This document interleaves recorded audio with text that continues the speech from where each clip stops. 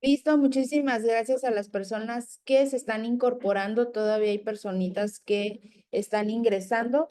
Hoy estamos en la primera sesión de este taller. Nos da muchísimo gusto aperturar el mes de septiembre.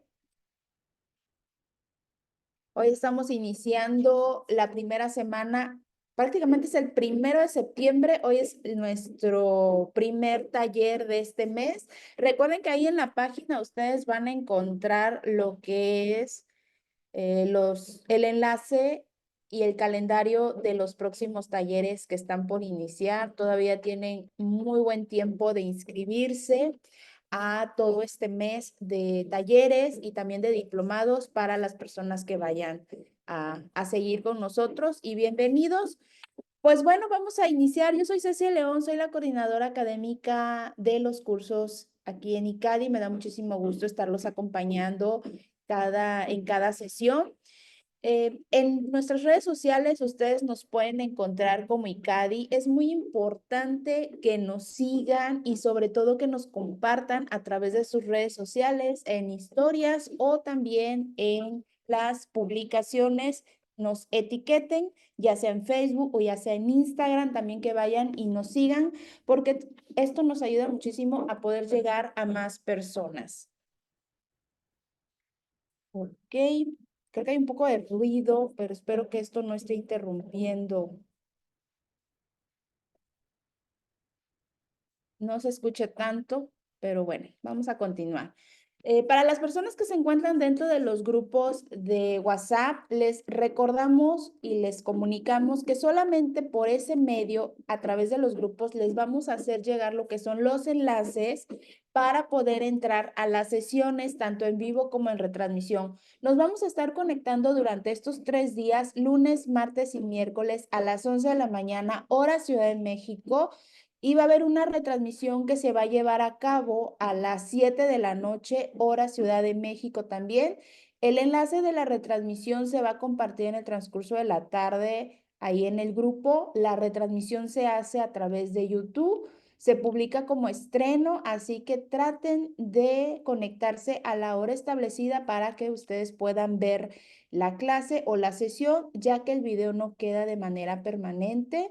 Así que tienen dos opciones para poder ver las sesiones de este taller. En vivo a través de Zoom y en retransmisión a través de YouTube. En YouTube a las 7 de la noche, hora Ciudad de México. Para las personas que han estado preguntando referente a la constancia, sí hay una constancia con valor curricular. Recuerden que las sesiones, tanto en vivo como en retransmisión, son completamente gratuitas. No tiene ningún costo que ustedes estén tomando esta capacitación, ya sea que lo miren en vivo o ya sea que lo miren en retransmisión. Si desean adquirir la constancia, esta la pueden hacer finalizando el taller y tiene un costo administrativo o un costo de recuperación de solo 270 pesos mexicanos o equivalentes a 16 dólares americanos. Lo pueden hacer tanto las personas que nos están mirando del país de México como fuera de México. Ahorita que finalice esta primera clase, se les va a compartir en el grupo la información detallada para aquellas personas que vayan a requerir la constancia y la vayan a solicitar, ya que pues les vamos a estar mandando los pasos que tienen que seguir y también dónde pueden hacer su transferencia o su depósito en las diferentes cuentas, tanto para los que están dentro de México como los que están fuera de México. Para el extranjero, estamos utilizando PayPal o también lo que es Hotmart. Si tienen alguna duda referente a cuestiones administrativas, como ven, los grupos están cerrados, nos pueden mandar mensajes de manera directa. Cualquiera de los administradores que nos encontramos dentro del grupo, si ustedes van a grupo, en descripción, abajito, van a encontrar participantes y ahí van a encontrar los administradores. Ahí me encuentran a mí como Cecilia León, coordinadora académica. Mándenme mensajes si les queda alguna duda o no queda claro referente a cuestiones administrativas y con mucho gusto les vamos dando respuesta a las preguntas. También si desean el enlace para ver el catálogo de los talleres del mes de septiembre, también pueden mandarme mensaje y yo les envío el link, ya que a través de ese link les va a salir todo nuestro catálogo de talleres que están próximos a iniciar. La constancia cuenta con código QR y tiene un valor curricular de 12 horas. Ahora, para las personas que vayan a adquirir la constancia, también les va a estar llegando el material del taller, que incluye las grabaciones, la presentación y archivos adicionales. Una carpeta de archivos adicionales también les vamos a estar compartiendo, y su constancia les llega de manera digital. Para las personas que vayan a requerir la constancia, hay una fecha límite, ya que la constancia ustedes la pueden solicitar desde que les compartimos la información. Pueden hacerlo finalizando el taller, o como fecha límite el día 9, martes 9 de septiembre, van a tener como límite para poder solicitar su constancia. ¿Sale? Así que pues bueno, vamos ya a iniciar con la clase. Bienvenidos quienes se siguen integrando. Aquí en México, no sé si en todos los estados, pero hoy pues también fue el primer día de regreso a clases. Me imagino que también por eso muchos pues andan todavía en estas actividades para los que son padres. Pero recuerden que en la noche también van a poder ver la retransmisión, que va a ser a las 7. Ahí en el grupo les vamos a estar compartiendo el enlace. ¿Sale? Pues bueno, la clase va a tener una duración de 2 horas. ¿Sí? Los micrófonos y el chat, una vez que inicia la sesión, se van a desactivar. Esto es con la finalidad de que tengan una mejor experiencia, cero distracciones. Al finalizar la sesión, va a haber un breve espacio donde se va a volver a habilitar o se va a habilitar el chat, y ahí ustedes van a poder escribir sus comentarios y sobre todo las dudas que hayan quedado respecto al tema del taller. ¿Sale? Traten de aprovechar al máximo estos espacios. La maestra Daniela, la verdad, es bastante abierta en cuestiones de conocimiento y experiencia que compartir.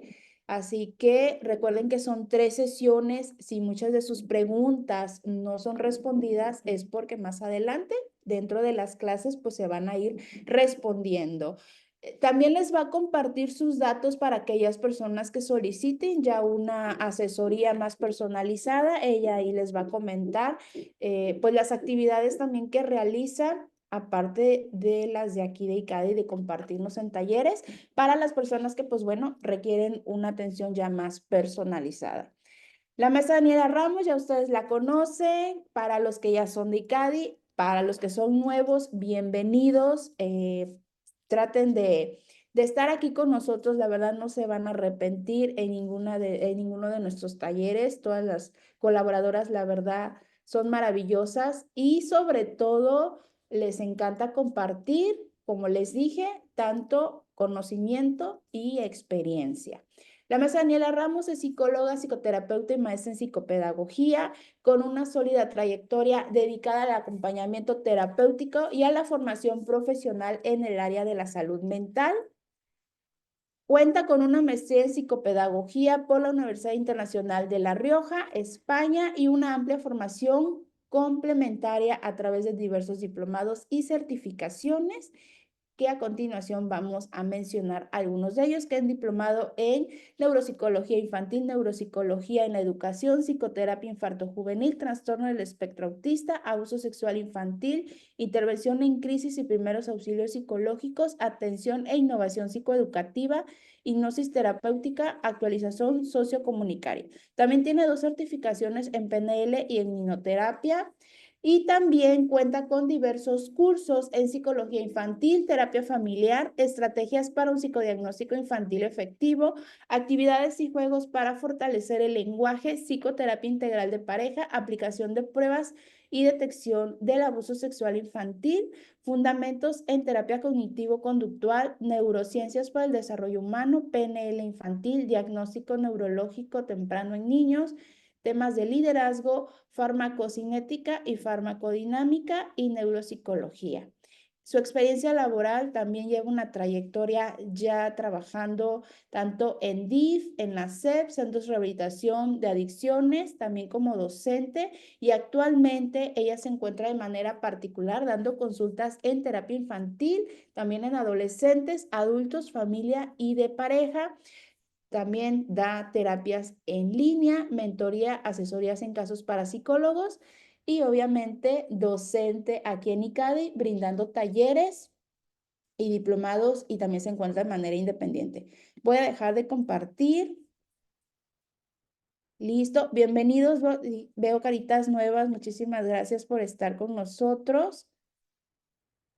Y también veo ya alumnos de ICADI.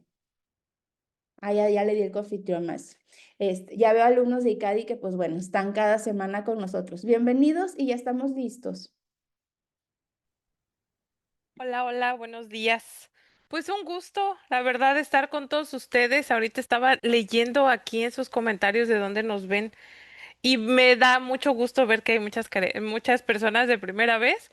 Espero que se enamoren del proyecto de ICADI. La verdad es que hacemos esto con mucha dedicación, con mucho amor por lo que hacemos. Entonces, quédense a ver la clase. Yo sé que van a tener muchas herramientas y estaba viendo desde dónde nos ven de Guadalajara, de Tijuana. Yo estoy en Ensenada, en Baja California, de Ciudad de México, de allá soy, de Ciudad de México originaria, de Chiapas, allá viví muchos años, mis hijos son chiapanecos.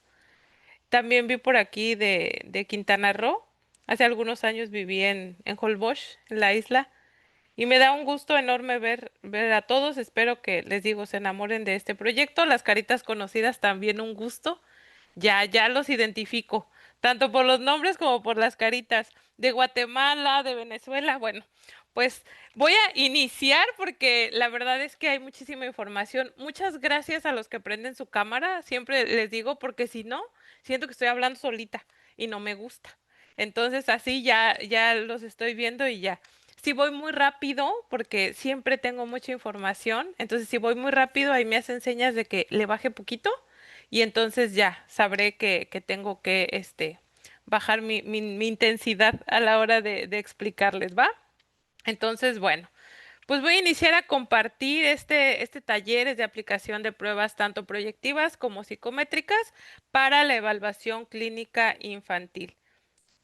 Es la primera vez que damos este taller así tan complementario. Habíamos trabajado con uno de pruebas psicométricas y la verdad es que cuando me propusieron este taller, pues yo encantada, ¿verdad? Porque me gusta mucho. Entonces, el objetivo del taller, pues, es brindarles, ¿verdad? Sobre todo estrategias teóricas, pero más que la teoría, brindarles estrategias prácticas, tanto para la entrevista clínica como la aplicación de pruebas, tanto proyectivas como psicométricas. Vamos a ver algunas pruebas en específico.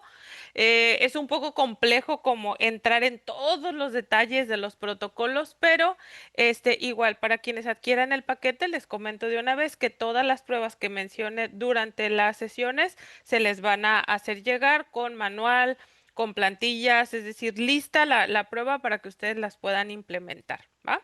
Y la idea de todo esto es pues facilitar el diagnóstico psicológico que sea integral, pero sobre todo que sea efectivo, ¿verdad? Para que nuestro trabajo con los niños y adolescentes pues se dé de una mejor manera. Como objetivos específicos, durante las sesiones, pues vamos a ver la importancia de la entrevista clínica en el proceso de diagnóstico y los detalles que tiene esta entrevista para que nos sea mucho más funcional. El desarrollo de habilidades prácticas para realizar entrevista, y aprender a integrar la entrevista, las pruebas proyectivas y psicométricas para el diagnóstico completo, ¿verdad? Entonces, bueno, estas partes me las paso rápido porque sé que es importante, pero bueno, lo que queremos llegar es más allá, ¿verdad? Entonces, bueno, la entrevista en el diagnóstico es la herramienta, creo, fundamental para la psicoterapia y el proceso de diagnóstico, independientemente de que nos orientemos más a la pedagogía, que trabajemos más la psicoterapia, que estemos en el área clínica. Si no tenemos una buena entrevista, va a ser un poquito complicado, ¿no? Entonces, vamos a ver un poquito acerca de la entrevista. ¿Cuál es la relevancia de la entrevista o cuáles son como las funciones, ¿no? Primero que nada, pues la idea es recopilar información, sobre todo que sea información clave. Esto nos va a permitir pues recabar sobre la historia de vida, tanto personal, emocional, conductual y social del paciente. Somos seres biopsicosociales, quiere decir que todo lo que está ocurre en nuestro cuerpo es importante, lo que ocurre en nuestra mente nos va complementando, pero el exterior también impacta de manera significativa en cómo nos comunicamos, cómo nos desempeñamos, las habilidades que logramos alcanzar a lo largo de nuestra vida. Entonces, cuando llega un paciente con nosotros, tenemos que armar un rompecabezas de toda su vida. Vamos tomando piececitas de acá, de allá. Parte de esas piececitas nos las van a dar los familiares, ¿verdad? Pero parte importante también de esas piezas nos las va a ir dando el propio paciente a lo largo del proceso que sigamos con él. También nos va a servir o nos ayuda a la construcción de la relación terapéutica. La entrevista es el primer pasito, es donde conocemos a la persona por primera vez, entonces tenemos que lograr no nada más sacarle toda la información, sino crear un vínculo de confianza. Si no tenemos ese vínculo de confianza, va a ser un poquito más difícil entrar más allá a lo interno. Entonces, todos los seres humanos traemos ciertos mecanismos de defensa, nos protegemos, no somos un libro abierto que anda por el mundo. Y recordemos que llegar con alguien que no conoces, a contarle toda tu vida, tus problemas, lo que sientes, lo que piensas, no es nada sencillo, ¿no? Y más cuando hablamos de población infanto-juvenil, el porcentaje de pacientes que van porque ellos deciden ir a terapia es mínimo y suele darse más en adolescentes, ¿no? Que ahorita me da un gusto enorme ver cómo las nuevas generaciones ya le dan a la salud mental una visión diferente, ¿no? A lo mejor en los tiempos de muchos de los que estamos aquí, el ir a terapia psicológica era como, híjole, no nada más es para los locos, ¿no? Y ahora no, me da mucho gusto que los adolescentes entre ellos es como, no, pues yo voy a terapia y me ayuda mucho y lo platican entre ellos. Entonces, bueno, cada vez son más los adolescentes que piden ir a su proceso terapéutico. Entonces, eso es un poquito más sencillo aparentemente porque tienen la disposición. Pero la mayoría de las veces, los pacientes que llegan con nosotros van casi que a la fuerza, ¿no? Es porque de la escuela, normalmente vienen referidos de escuela, encontraron que tiene algún problema de conducta, alguna situación que no va dentro de la normalidad del desarrollo que debería alcanzar en ese momento y entonces suele ser incómodo porque además los papás pues llegan a básicamente quejarse, ¿verdad? De todas las situaciones que tienen con sus hijos. Entonces, este vínculo de confianza es bien importante que nosotros lo logremos.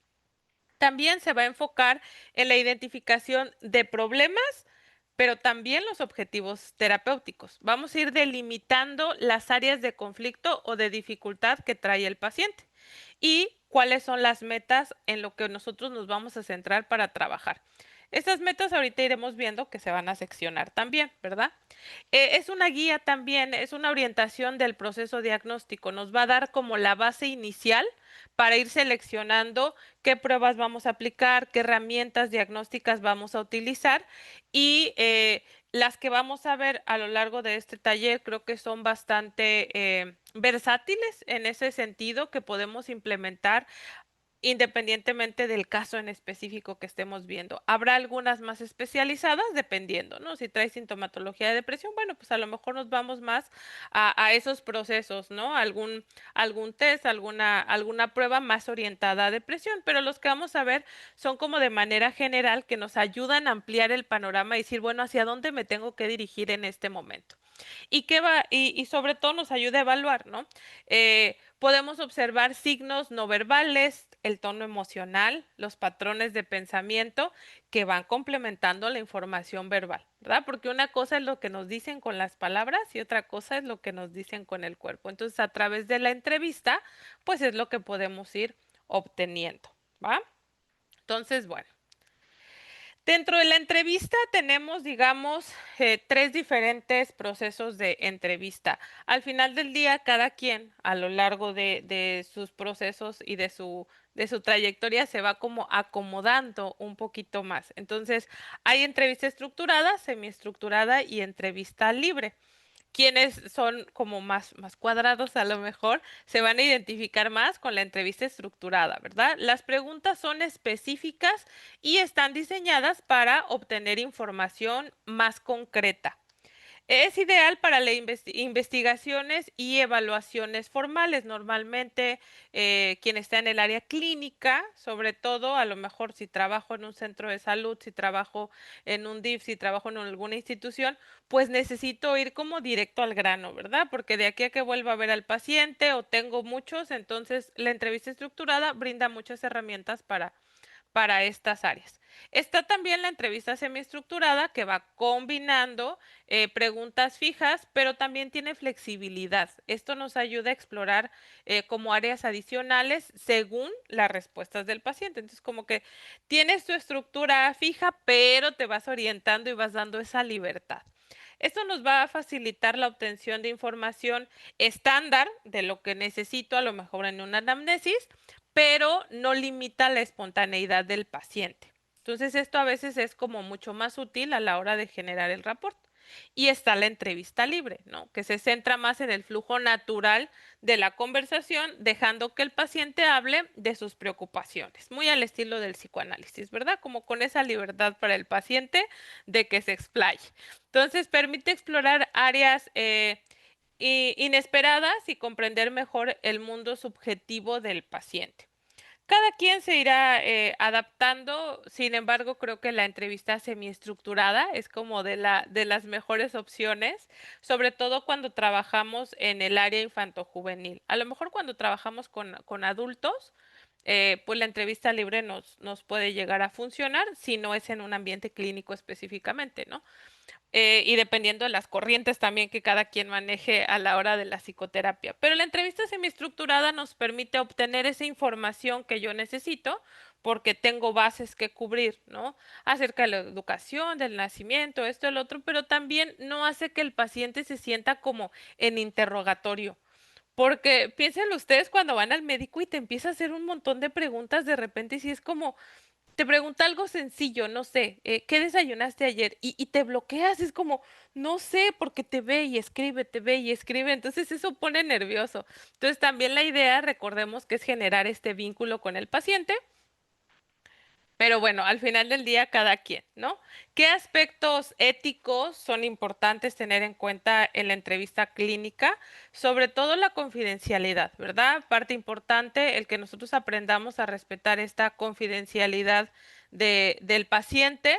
eh, y sobre todo también desde un principio hablarles de la confidencialidad a los pacientes, ¿verdad? ¿En qué momento? Primer sesión. Siempre primer sesión, sobre todo cuando hablamos con niños, con adolescentes, sabemos que la confidencialidad cambia un poco, es más relativa porque al final del día, pues sí le tengo que dar información a sus tutores, ¿no? A la persona que lo lleva conmigo, pues va a haber información que tengo que dar. Pero yo les digo a mis pacientes que hablar de la confidencialidad, siempre se los explico, ¿no? ¿Qué es la confidencialidad? A veces tienen noción, a veces no. Entonces es importante recalcarles que lo que ahí se hable, lo que se trabaje en la sesión, yo psicólogo, yo psicóloga, no lo puedo compartir con nadie, ¿verdad? Pero que esta confidencialidad para ellos no aplica, que ellos le pueden contar a quien quieran todo lo que se habló en las sesiones, lo que hacemos, actividades, lo que les decimos, todo se lo pueden confiar a quien ellos quieran. Sin embargo, hablarles de que esa confidencialidad pues es un poquito relativa, que en el caso que haya algo que lo ponga en peligro a él o a alguien más, en ese momento sí tendríamos que comentarlo con sus tutores, ¿no? Pero que al encontrar algo así, pues se le dará a conocer que esta información tendrá que pasar a los papás y ya nos pondremos de acuerdo cómo hacerlo, ¿no? Se le ofrece como esta amplitud de decisión para que decida, ¿no? A mí me gusta como preguntarles en ese sentido si, a ver, ¿te gustaría que platiqué yo en una sesión con tus papás acerca de este tema en específico? ¿Te gustaría que estuviéramos todos reunidos, que vengan tus papás, tú también y vamos mediando? ¿O te gustaría que en el plazo de esta semana o de aquí a la siguiente sesión, tú lo comentas con ellos y ya para la siguiente me platicas cómo te fue, ¿no? Entonces, al dar esta libertad, sobre todo cuando estamos hablando con adolescentes, El darles la oportunidad de ellos elegir ayuda bastante a que no se sientan como traicionados. Y pues sí, hay que tener mucho cuidado en cómo manejamos la información. El consentimiento informado también es algo que nosotros tenemos que implementar desde la primera sesión.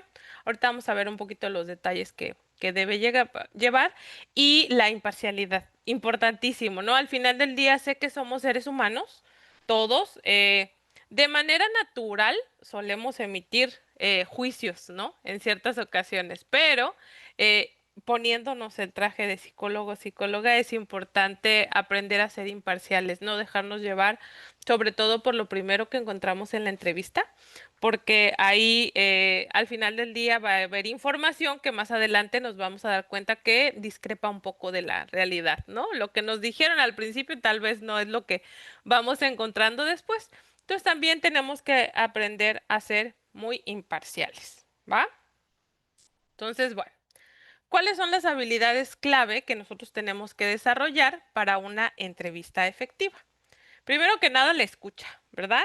Escucha activa, es decir, escuchar más allá, que viene muy de la mano con la observación, porque tengo que poner atención, sí, a lo que me dice, no nada más con las palabras, sino a lo que su cuerpo me dice. ¿Cómo está el paciente?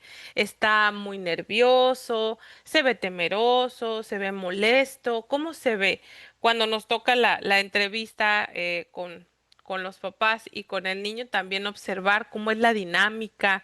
Y esto nos va a dar muchas veces más información que lo que nos dicen acerca de la situación, ¿no? Entonces es escuchar para comprender, no para responder, esta parte es importante, y escuchar para recabar la mayor cantidad de información, ¿va? Tener calma también a la hora que trabajamos con los pacientes. Si yo llego súper acelerado, esto, el otro, eso va a acelerar a la persona, ¿no?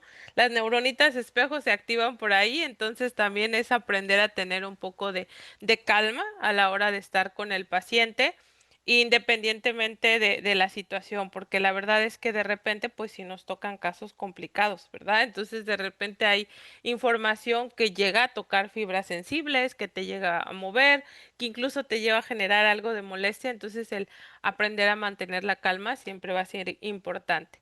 Y la confianza, confianza tanto en las habilidades propias, porque de repente yo creo que como psicólogos cualquiera ha dudado de si lo está haciendo bien, ¿no? Entonces de repente es como, ¿será que lo estoy haciendo bien? En algún momento hace un tiempo daba una clase sobre las primeras intervenciones, ¿no? Para los psicólogos que van iniciando.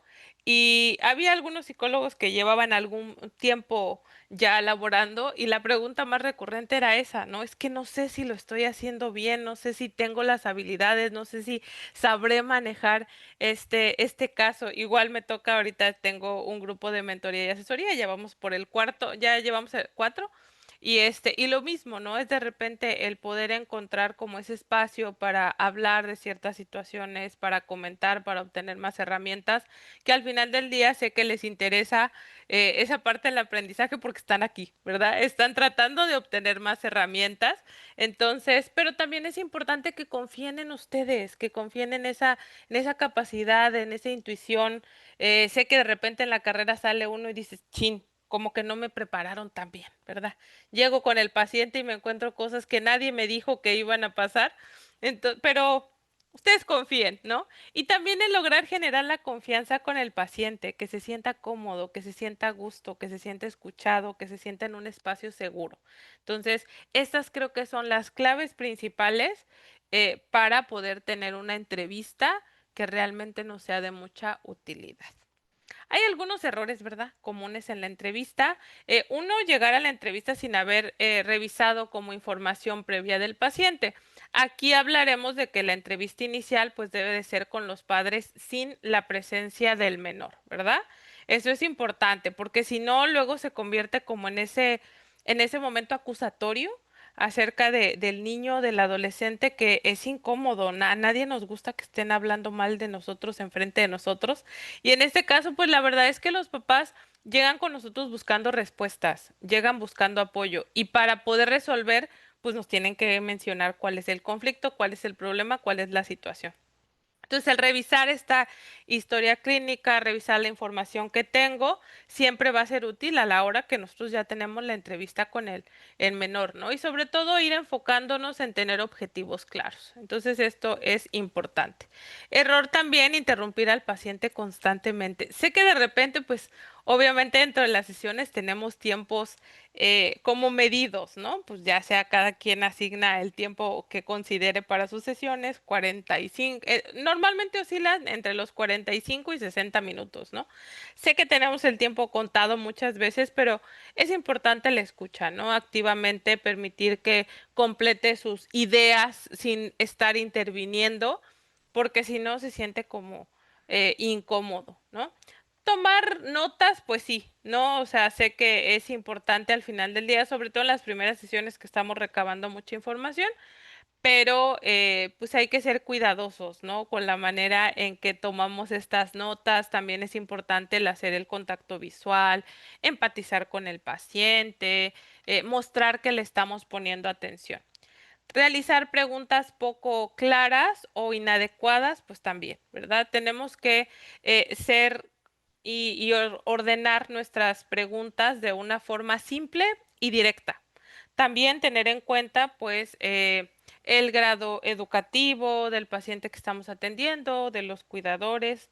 La parte cultural también es importante, ¿no? Tenemos que asegurarnos que las palabras que nosotros estamos utilizando, el paciente las comprenda y no por falta de capacidad ni mucho menos, sino porque México es tan diverso y hoy vi que nos ven también de otros países. Entonces, hay maneras en las que nos comunicamos dependiendo de la zona geográfica en la que nos encontremos, ¿verdad? Entonces, si yo atiendo a una población que viene de otro estado, pues también tengo que asegurarme que la información que yo le esté dando sea adecuada y que llegue el mensaje correctamente, ¿verdad?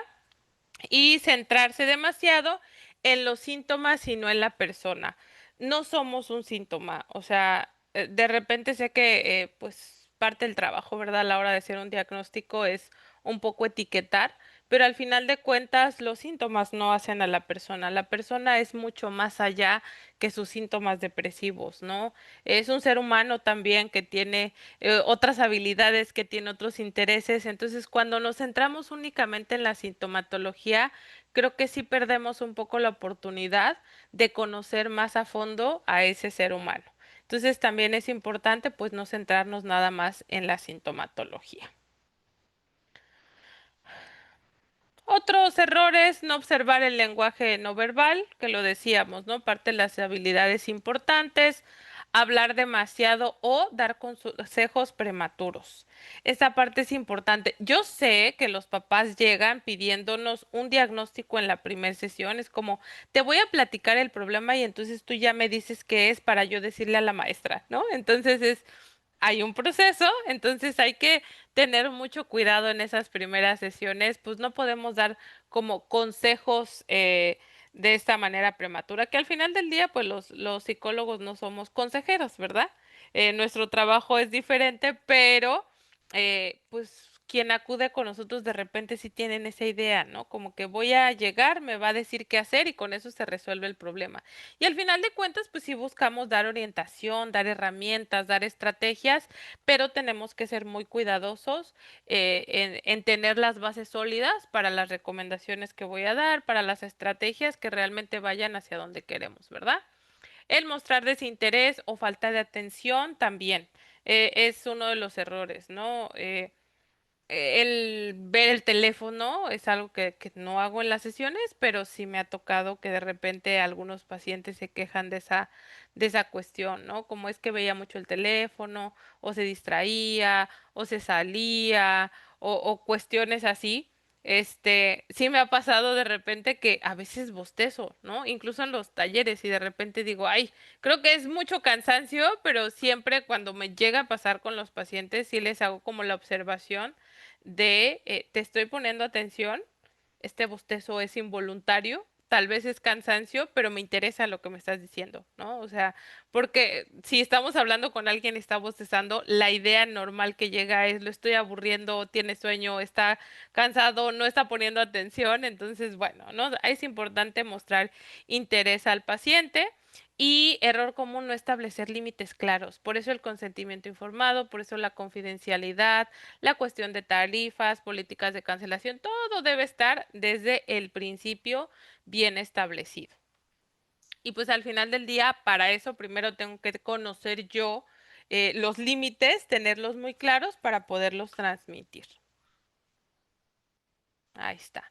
Formatos que son importantes, considero yo, el consentimiento informado es básico, la historia clínica, pues también, las fichas de registro y plantillas de pruebas, ¿verdad? Esto nos va a servir para poder tener un expediente mucho más completo. Para quienes adquieren su constancia, bueno, pues dentro del paquete de información les voy a agregar pues esta formatería, ¿verdad? Y algunas otras que también pueden ser importantes para ir armando su expediente. Entonces, bueno, vamos a ver el consentimiento informado. ¿Por qué este formato en específico? Porque es básico para cualquier atención. Sé que de repente, a veces, ¿no? Como que las formalidades y eso, pero este documento al final de cuentas nos protege a nosotros y también, de cierta manera, pues protege al paciente, ¿verdad? Entonces, ¿cuáles son los puntos importantes que debe contener? Pues los datos del paciente y del profesional, nombre completo del paciente, nombre completo de nosotros, la cédula profesional, muy importante, y datos de contacto, ¿verdad? Esta información. Dentro de la descripción del servicio psicológico, qué tipo de terapia o evaluación psicológica voy a trabajar, ¿no? Objetivos del tratamiento de manera general, ¿no? Porque al final del día, este formato que nosotros hacemos, pues es un formato preestablecido que pues ya nada más es como que firme el paciente, ¿no? Pero los objetivos del tratamiento en general es importante marcarlos. Duración aproximada, frecuencia de las sesiones. Para quienes trabajan con ciertos no sé, por ejemplo, un paquete para diagnóstico que ya trae sesiones establecidas, bueno, pues en este apartado es donde lo van a colocar. Para quienes no trabajamos en este sistema, pues plasmar ahí, ¿no? Que la duración del tratamiento completo pues es relativo, ¿no? Porque cada paciente pues es diferente, hay situaciones que se resuelven más rápido que otras y también depende mucho del paciente. La frecuencia de las sesiones, si lo voy a ver semanalmente, cada 15 días o cuál va a ser la duración. Después los derechos del paciente, derecho a la confidencialidad y sus límites. Por ejemplo, aquí viene el apartado en donde añadimos, ¿no? Que en caso de ser menor de edad, si hay riesgo a sí mismo eh, o daño a terceros, pues en ese momento la confidencialidad queda, ¿no? Que en algunas situaciones específicas, pues sabemos que es importante, ¿no? Y que no habría ninguna represalia, ninguna repercusión al romper esta confidencialidad. Los derechos a la autonomía, aceptar, rechazar o interrumpir el tratamiento en cualquier momento, pues es parte de su derecho. Derecho a recibir información clara y comprensible. En cuanto a la confidencialidad y sus excepciones, que es el apartado que venía ahí, casos en los que el psicólogo rompe la confidencialidad, riesgo inminente, abuso infantil, orden judicial, etcétera. Todos esos momentos son donde es permitido y el manejo de la información y protección de datos personales. Esta parte es importante. También costos y políticas de pagos. Tarifa por sesiones o paquete de tratamiento, dependiendo cómo lo manejen ustedes, políticas de cancelación y reembolso. Esta parte para mí sí es importante, de repente me pasa con algunos colegas, ¿no? Que me dicen, pero es que me da pena, pero es que ¿cómo le hago? Bueno, para empezar, si ya desde el principio lo planteamos, las políticas de cancelación, porque al final del día también es parte de nosotros valorar nuestro tiempo, ¿no? Nunca falta el paciente que de repente te habla un ratito antes de, ay, no voy a poder llegar, ¿no? Es como, ah, va. se me hizo tarde, no llego, no alcanzo, salió esto, salió el otro, ¿no? Entonces también es importante que nosotros tengamos. Ya cada quien sabrá cuáles son sus políticas de cancelación, ¿verdad? Si cualquier cita cancelada desde la primera se le cobra completa, si la primera sesión que se cancele de último momento. Regularmente, pues las modificaciones tienen que ser con 24 horas de antelación mínimo, ¿no? Entonces ya si hay 24 horas de antelación, pues ya sabrás que puedes omitir esta parte, pero ya cada quien sabrá, ¿no? Si la primera sesión que cancele le cobro la mitad, la segunda se cobra completa, la tercera pierde el espacio, no lo sé, como ustedes lo quieren plantear, pero ahí viene. Y también de reembolso, ¿verdad? En caso de cualquier situación extraordinaria que pudiera llegar a darse, pues en qué momento se podría hacer un reembolso, ¿no? En caso de que vendan, por ejemplo, por paquete las sesiones, en qué casos podría ser acreedor a que se le reembolsara una parte parcial o total del paquete adquirido. Bueno, pues ahí, en ese apartado. Horarios y días de atención, mencionar la recurrencia de las sesiones, el horario acordado o el día acordado o si es aleatorio, lo que sea, bueno, ahí va. Y acuerdos para reagendar o cancelar una sesión. Fecha y firma, firma del paciente o del tutor si es el menor, firma del psicólogo y fecha en que se firma el consentimiento. A mí en lo personal, cuando trabajo con adolescentes o con niños también, me gusta que este consentimiento informado también le den el visto bueno a ellos, que también lo firmen en su apartado, porque al final de cuentas, pues es su proceso, ¿verdad? Independientemente de la edad que tengan, pues es su proceso psicológico y tienen derecho a conocer este consentimiento. Ese documento debe explicarse claramente antes de ser firmado, asegurándonos que el paciente entienda todo a cabalidad, ¿verdad? Que tenga claridad en cómo va a funcionar, que hace y todo. Entonces, esta parte, pues sí, siempre nos va a ayudar, que uno esperaría, ¿verdad? Que no haya cuestiones extraordinarias dentro de los procesos, pero si llegase a ver, pues ya estamos respaldados. Voy muy rápido, vamos bien. A ver, ahí los que tienen la cámara. ¿Todo bien? Ok, perfecto. Muchas gracias. Entonces, bueno, vamos a hablar de la psicometría. ¿Qué es? Es una rama de la psicología, pues que se ocupa de la teoría y metodología de la medición psicológica. Básicamente se centra en la construcción de evaluación y el uso de instrumentos que permiten cuantificar algunas características psicológicas, las habilidades, los rasgos, los síntomas, las competencias de la persona. Entonces, pues sí, esta parte de la psicometría es importante y tiene elementos centrales. Constructo, el fenómeno teórico que queremos medir. Eso va a ser el constructo de la prueba que nosotros apliquemos, es qué es lo que estoy buscando medir. La memoria de trabajo, la inteligencia, las habilidades cognitivas, sintomatología de depresión. ¿Qué estoy buscando medir? Ese es el constructo. Vienen los ítems, que son las preguntas o tareas que muestran comportamientos observables, ¿no? Todas las preguntitas que va a tener ahí la prueba en específico, pues son los ítems. El baremo o las normas es la distribución de puntuaciones en una muestra de referencia en cuanto a edad y cultura. Y las propiedades psicométricas, la fiabilidad, validez, sesgo, error de media, sensibilidad al cambio, ¿verdad? Todas estas cuestiones nos... Ay, espérenme que me fui. Ahí está. Entonces, todas las pruebas psicométricas tienen como un sistema de calificación. Este sistema de calificación está basado pues en las normas que se crearon, pero todas las pruebas psicométricas para que sean aprobadas, para que nosotros las podamos utilizar, tuvieron que llevar un proceso, todo un protocolo, ¿no? Entonces se aplica regularmente a cierta población, tiene que ser un número considerable de personas, se aplica y entonces basado en los resultados que obtengamos, ya vamos midiendo como la media de esa situación. Entonces, parte importante que nos vamos a ir dando cuenta es que tenemos que asegurarnos que la prueba que yo quiero aplicar, pues esté probada en la población que yo quiero manejar, ¿verdad?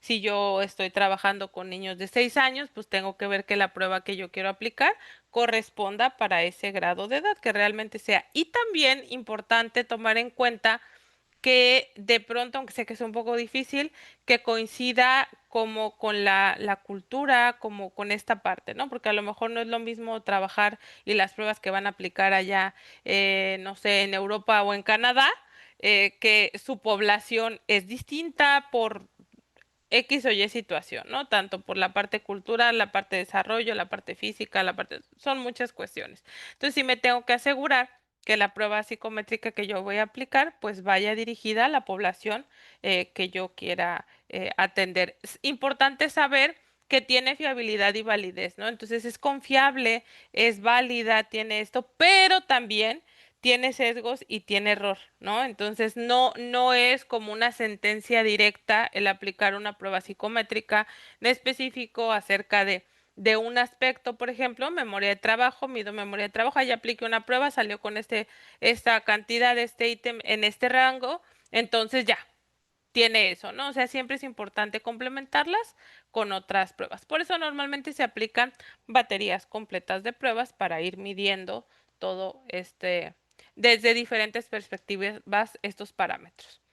Una de las teorías importantes a la hora de la psicometría es la teoría clásica de los test, el TCT. La idea básica es que la puntuación observada es la suma de una puntuación verdadera y un error aleatorio, ¿verdad? Entonces puede llegar a haber por ahí algún error aleatorio. Características de esta teoría: produce índices a nivel de test, la fiabilidad global, y depende de la muestra. Esta parte es importante, por eso nosotros cuando vemos el manual, ¿verdad? Yo sé que a veces es bien aburrido leer todo el manual, pero tenemos que ver la población muestra, cuáles eran las características de esa población para entonces saber si yo lo puedo aplicar en la población que yo quiero, ¿no? Los parámetros, los índices de dificultad o correlación de ítems con el test y combinan según la muestra en la que se calcule.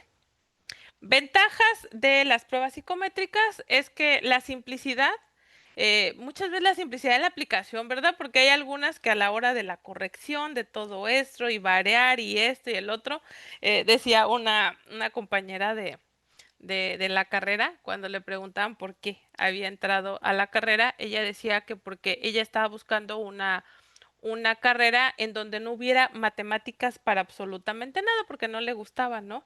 Y los maestros, te equivocaste de carrera, sí las ocupamos, y siempre decían, no, pero bueno, pues sí, ahí está en las pruebas psicométricas que sí nos toca utilizar, ¿verdad?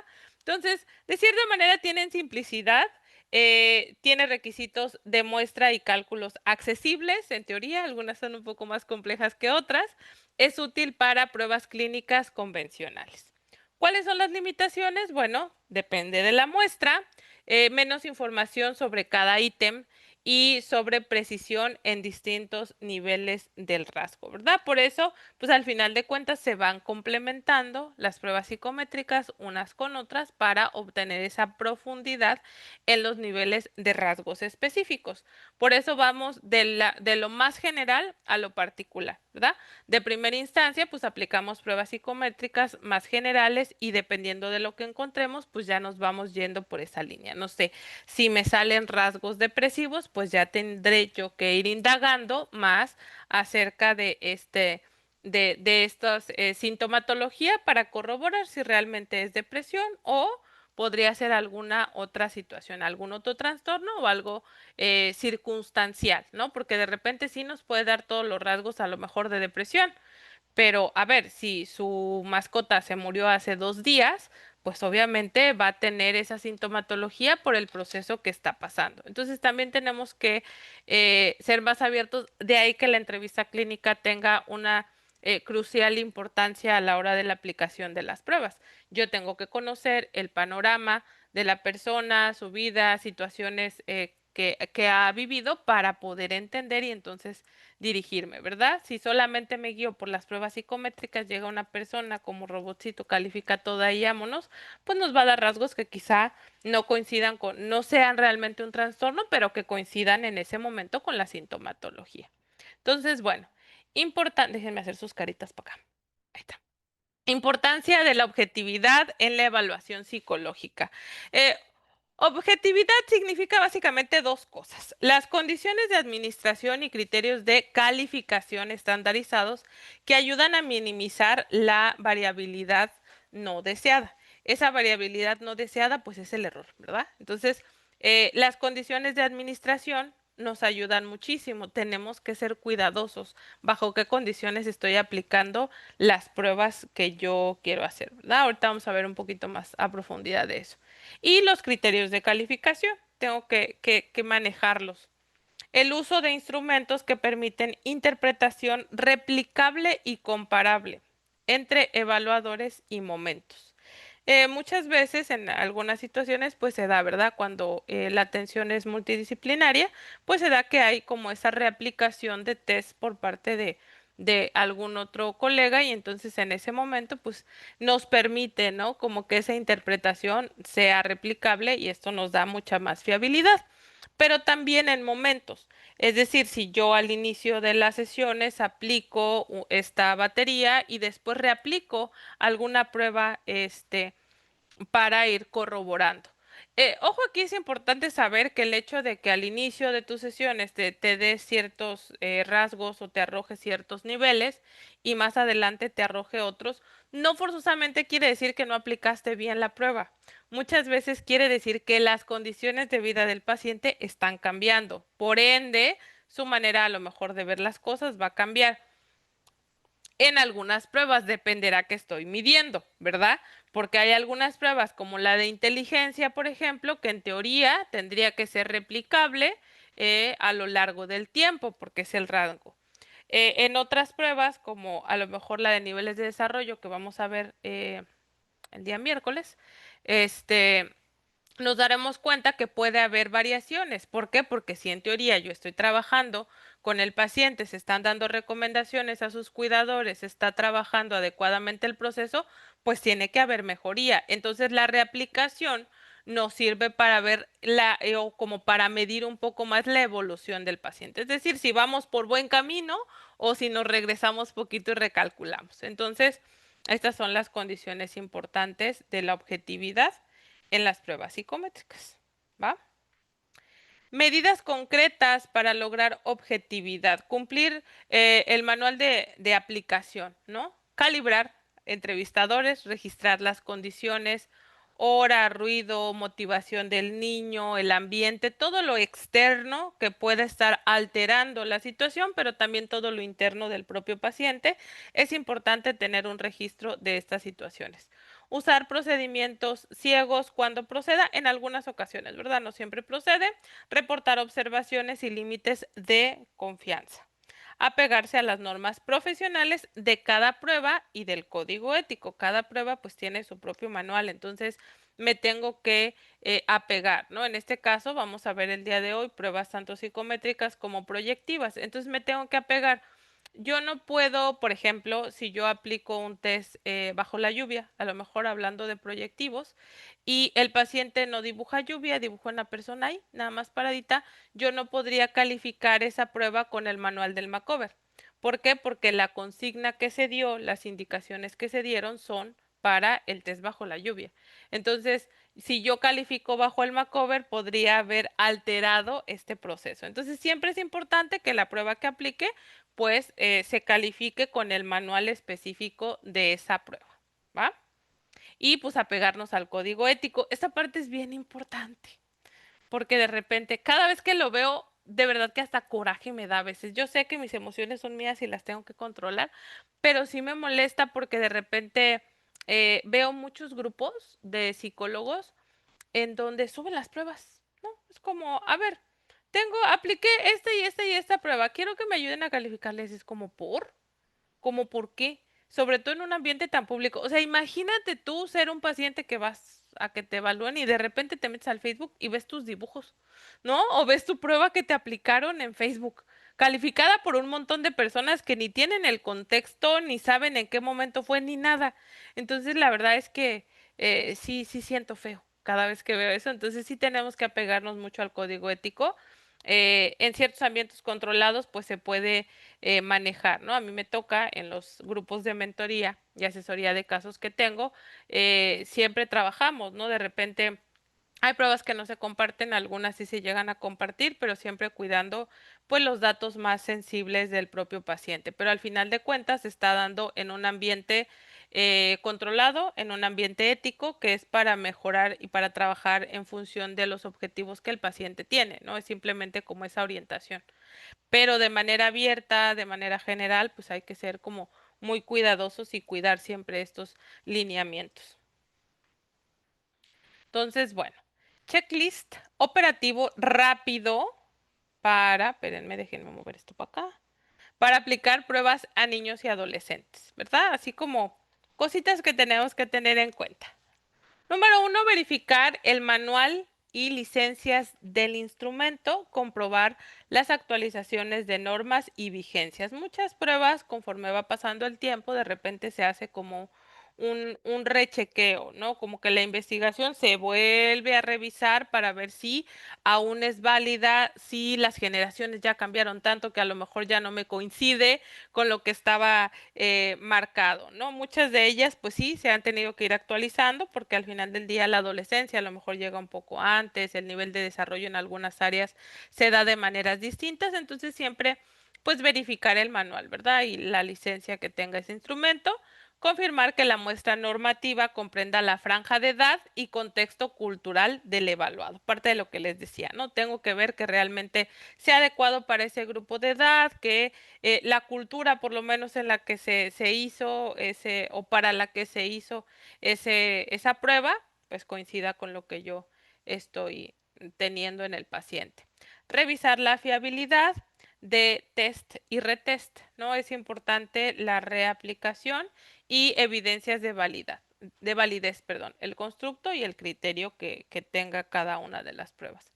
Preparar el consentimiento y asentimientos adaptados. En este caso, pues el consentimiento informado que nosotros aplicamos desde la primera vez nos puede servir sin problema para la aplicación de todas las pruebas. Importante pues poner por ahí el apartadito, ¿verdad? De que a lo largo del tratamiento o del proceso psicológico se aplicarán pruebas tanto pueden ser proyectivas como psicométricas para la medición de algunos parámetros en función y beneficio del proceso psicológico que se esté siguiendo. Entonces ahí pues es importante, ¿no? También mencionarlo.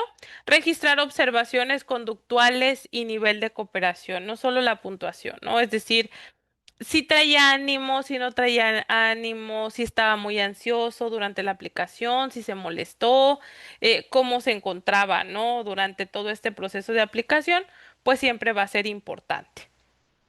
Porque a lo mejor si el niño venía de malas porque se acababa de pelear con la mamá, porque se les hacía tarde para llegar y yo voy a aplicar un test que mida ciertas áreas familiares, probablemente me salga que en ese momento odia a la mamá, ¿no? Está muy enojado con la mamá, pero puede ser como la situación en específico. Entonces, por eso siempre es importante, antes de la aplicación del test, pues por lo menos medir y tratar de que las situaciones estén lo más controladas posibles para evitar estos sesgos, ¿no? Y integrar los resultados con clínica y antecedentes, redactar el informe con recomendaciones concretas, ¿no? Para quienes lo manejen así, normalmente en las escuelas pues se solicita, ¿no? Esta parte de un informe del diagnóstico. Ahí hay que ser muy, muy cuidadosos, ¿no? En esta hoy no vamos a ver en este taller como tal los informes, pero sí es importante que las recomendaciones sean concretas, que si no tengo un diagnóstico listo, no ponga el diagnóstico, nadie nos está correteando para hacer un diagnóstico. Es mejor tardarnos un poquito más, pero hacer un diagnóstico certero que dar un diagnóstico que pueda ser inadecuado, ¿no? De repente sí me toca atender muchos casos de pacientes que vienen con diagnósticos que yo no entiendo de dónde se los sacaron. Y digo, pero ¿cómo? Entonces, por eso es importante que siempre tengamos como ese cuidado, ¿no? Y esperarnos a que realmente tengamos muy concreto el diagnóstico. O sea, importante también tener tacto a la hora de dar el diagnóstico, ¿no? Para nosotros, y siempre se los digo, uno a lo mejor trabajas, no sé, en el área de TEA y entonces tienes muchos niños o atiendes muchos niños con TEA, pero cada mamá tiene expectativas, tiene situaciones que se imagina, ¿no? Entonces, cuando nosotros damos un diagnóstico, es un impacto emocional, es un proceso de duelo. Entonces hay que ser como muy cuidadosos y pues más si yo voy a dar un diagnóstico del que no estoy seguro, a lo mejor de a gratis le hago pasar a la mamá o a la familia todo ese proceso. Entonces asegurarnos y ser muy cuidadosos y cautelosos, muy empáticos y humanos a la hora de dar un diagnóstico de lo que sea, ¿no? Así sea que sea, pues tiene depresión. Ah, sí, sí, para ti esa pues tiene depresión porque hay altas cifras, porque esto, porque veo muchos pacientes con depresión, sí, pero para el paciente y sus papás no es así de sencillo. Entonces, bueno, ahí está. Ahora voy a pasar otra vez sus caritas para allá. Ahí está.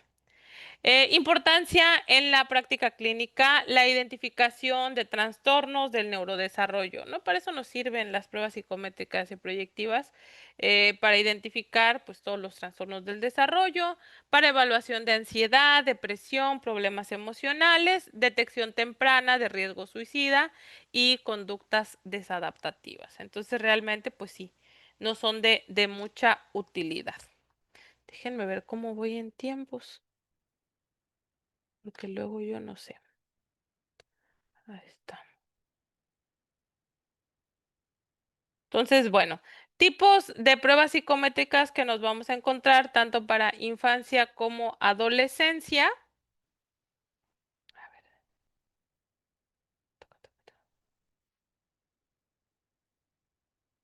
ok, no, sí voy en tiempo. Pruebas cognitivas, pruebas emocionales y de personalidad, pruebas neuropsicológicas y pruebas proyectivas.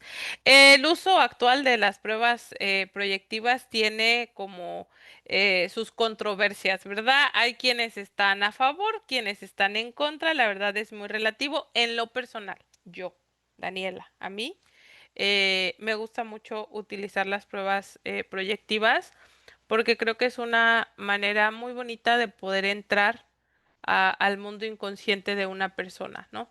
Obviamente tienes que tener mucho cuidado con ser imparcial, con no sesgar, con no etiquetar simple y sencillamente por una prueba, por eso se va complementando con la entrevista, con la aplicación de otras pruebas, pero a mí en lo personal la verdad es que me gusta mucho utilizarlas, ¿no? Y creo que también dan esa versatilidad con el paciente, porque pues no es lo mismo, ¿verdad? Tener que llenar un montón de cuadritos de sí, no, si me equivoqué en la bolita a la hora de llenar y demás, que a lo mejor hacer un dibujo, que a lo mejor hacer una plática más dinámica, pues también va complementando. Pero al final del día, pues habrá quienes no coincidan, ¿verdad? Con este uso de pruebas proyectivas. ¿Cuáles son los fundamentos? Ahora veamos un poquito, ya vimos más las pruebas psicométricas, vamos a ver los fundamentos de las pruebas proyectivas. Han sido utilizadas en la evaluación desde hace más de un siglo, ¿ya? A pesar de los avances en psicometría y la preferencia por pruebas estructuradas en algunas áreas, sobre todo como la clínica, siguen siendo herramientas fundamentales en la práctica clínica, especialmente para evaluar aspectos profundos de la personalidad y la dinámica emocional. Entonces, la verdad es que creo que tienen bastante relevancia, ¿no? Pues origen y evolución de manera general, no quiero entrar tantos en detalles, pero pues tiene raíces en la psicología dinámica y en el psicoanálisis, sobre todo, que bueno, sabemos, ¿verdad? Todos vimos en la carrera Freud y el psicoanálisis, entonces, bueno, por allá vienen los orígenes de las pruebas psicométricas y ese concepto de proyección fue introducido por Freud, justamente, quien lo describió como un mecanismo de defensa en el que una persona atribuye sus propios sentimientos, deseos o conflictos internos a otras personas o situaciones. Entonces, basado en este supuesto, pues decía que esos mecanismos de defensa de pronto impedían o impiden que a la hora de verbalizar algo lo digamos como realmente es. Pero cuando podemos entrar un poquito más allá al inconsciente de la persona, sin tantos mecanismos de defensa, pues podemos encontrar un poco más la esencia a veces de los trastornos, de las situaciones o incluso la raíz, ¿no? De las situaciones en específico de la sintomatología. Por eso al principio de las sesiones les decía que parte importante de la entrevista es no centrarnos en los síntomas nada más, ¿no? Sino en conocer realmente a la persona a profundidad, llegar más allá de lo que en este momento me están nombrando de ese adolescente que se pelea en la escuela, le contesta feo a los maestros Y sí, son síntomas, ¿no? Y sí es majadero a lo mejor y es grosero y hace cosas impulsivas, pero detrás de toda esa máscara de agresividad, de impulsividad, hay más. Es un ser humano que a lo mejor está triste y no sabe cómo expresar esa tristeza. Entonces, a través de esas pruebas, de pronto podemos entrar un poquito más a ese mundo, ¿no? El desarrollo de las primeras pruebas proyectivas, pues a lo largo del siglo XX, diferentes psicólogos y psiquiatras desarrollaron pruebas proyectivas con base en este principio, ¿no? El Rorschach, que es como de los primeros, imagínense, desde 1921. Obviamente a lo largo del tiempo, pues ha tenido como sus modificaciones, ¿verdad? En los manuales, en la interpretación y demás, porque pues vamos avanzando. La humanidad siempre está en constante cambio, entonces también las pruebas y también la psicología, sobre todo la psicología, creo que tenemos que ir corriendo atrás de los cambios, ¿no? El test de apercepción temática, el TAT, desde 1935. El test de la figura humana, el Karen-Macover, de 1949. Pruebas específicas para niños se fueron adaptando con el paso del tiempo, ¿no? Porque al principio recordemos que la psicología y la psiquiatría pues no tenían un área especializada para niños, sino que se les trataba como adultos pequeños, ¿no? Entonces ni siquiera había pues pruebas que fueran específicas, ni psiquiátricos, ni lugares especializados, ¿verdad? Entonces, conforme fue pasando el tiempo, pues se han ido adaptando, como el CAT, que la vamos a ver el día de mañana. Vamos a ver esa prueba de Bellac y el test de la familia, ¿no? De Cornan, que también es muy utilizado, diseñados para explorar el mundo emocional infantil. Y así como estas, pues otras, ¿verdad? Yo creo que vamos a ver como tres proyectivas y tres psicométricas son las que vamos a ver a lo largo de estas sesiones. Mañana empezamos con las proyectivas, el miércoles con las psicométricas. Entonces, bueno, expansión y críticas de la psicología moderna, pues durante la segunda mitad del siglo XX las pruebas proyectivas se consolidaron en la práctica clínica, pero también pues comenzaron a recibir críticas por falta de estandarización y confiabilidad en comparación con las pruebas psicométricas. Poco a poco se ha ido, digámoslo así, estandarizando un poco más la exploración en las pruebas proyectivas, pero no se pueden estandarizar por completo, ¿no? Porque justamente es eso, una prueba proyectiva es la expresión del propio paciente desde su inconsciente, que esa interpretación pues puede ser muy diversa. Lo que para mí puede significar algo, para otra persona es algo completamente distinta, ¿no? Es como lo que dicen ahí de las interpretaciones de los sueños, que dicen de repente lo han tratado de estandarizar con esos libritos que te venden ahí afuera del metro, que dice, si se te caen los dientes significa esto, si sueñas que una serpiente significa el otro. Entonces, digamos que eso fue por un intento de estandarizar los sueños, pero bueno, desde la psicología, desde el psicoanálisis, sabemos que al final del día el sueño es un proceso inconsciente relativo y con significados diversos para cada persona, ¿no? Tiene una profundidad y una complejidad más allá de que a alguien se le ocurrió que si sueñas con una serpiente es porque te tienen envidia, ¿no? Entonces, bueno, eh, básicamente eso sería, ese es el ejemplo que les podría dar si buscáramos la estandarización completa de las pruebas proyectivas. O sea, realmente no tendría sentido. Pero bueno, fundamentos actuales para la aplicación de las pruebas proyectivas. A pesar de todas las críticas, las pruebas proyectivas siguen siendo herramientas valiosas en la evaluación, especialmente en contextos clínicos, forenses y educativos. Fíjense, muchos descalifican esta parte, pero tan ha sido importante y tan se ha ido fundamentando a través del tiempo que incluso en las entrevistas forenses se utilizan pruebas proyectivas, ¿no? Entonces, la verdad es que sí han tenido su buen impacto y su mucha utilidad a lo largo del tiempo, ¿no? A lo largo de este siglo y cachito. Enfoque cualitativo y profundidad de evaluación, pues las pruebas proyectivas permiten explorar la estructura de la personalidad, los conflictos emocionales, los mecanismos de defensa, la dinámica interpersonales. Entonces son sobre todo muy útiles para evaluar trastornos emocionales y de personalidad explorar traumas, miedos y conflictos internos y comprender la dinámica familiar y social del individuo, ¿no? Obviamente se han ido modernizando, se han tenido que ir adaptando y pues tenemos que estar siempre actualizados en esta parte, pero realmente pueden llegar a ser sumamente útiles. ¿Ah? Entonces, bueno, principales críticas, pues aquí la falta de estándares, confiabilidad y validez. Uno de los mayores cuestionamientos es que muchas pruebas proyectivas no tienen normas de puntuación claras. Entonces puede generar interpretaciones subjetivas, ¿no? Entonces, al final de cuentas, pues la respuesta actual es el desarrollo de sistemas de evaluación más estructurados dentro de lo posible y dentro de lo pertinente para las pruebas, ¿no? Pero al final del día, pues ahí sí depende mucho del aplicador, ¿no? Que yo no me deje llevar, que yo no me deje sesgar, una cuestión muy, muy clara y es uno de los rasgos que de pronto a lo mejor todos conoceríamos de la aplicación, por ejemplo, del test de Macover, que si es mujer y dibuja a un hombre, o si es hombre y dibuja a una mujer, muchas veces se ve como homosexualidad, ¿no? Cuando al final del día, pues no es así. Tiene que ver, sí, tal vez con la energía femenina o masculina que una persona puede tener, pero no concretamente con su identidad u orientación sexual, ¿verdad? Pero eso se va complementando con el resto de pruebas.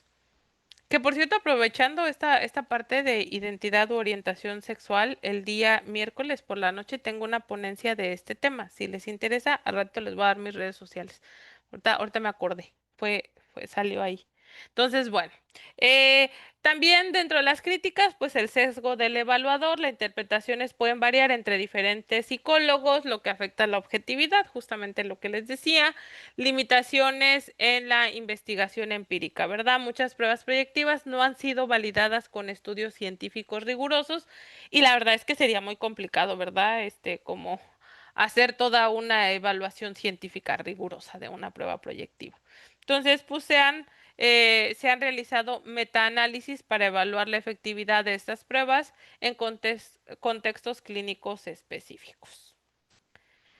Pero bueno, ¿por qué siguen siendo relevantes? Pues su capacidad para explorar aspectos profundos de la personalidad que no pueden medirse con pruebas estructuradas. Por más que haya estándares medibles y fijos, al final del día ciertas cuestiones más profundas de la personalidad pues no son tan medibles, no es tan simple. Es como el dolor, ¿no?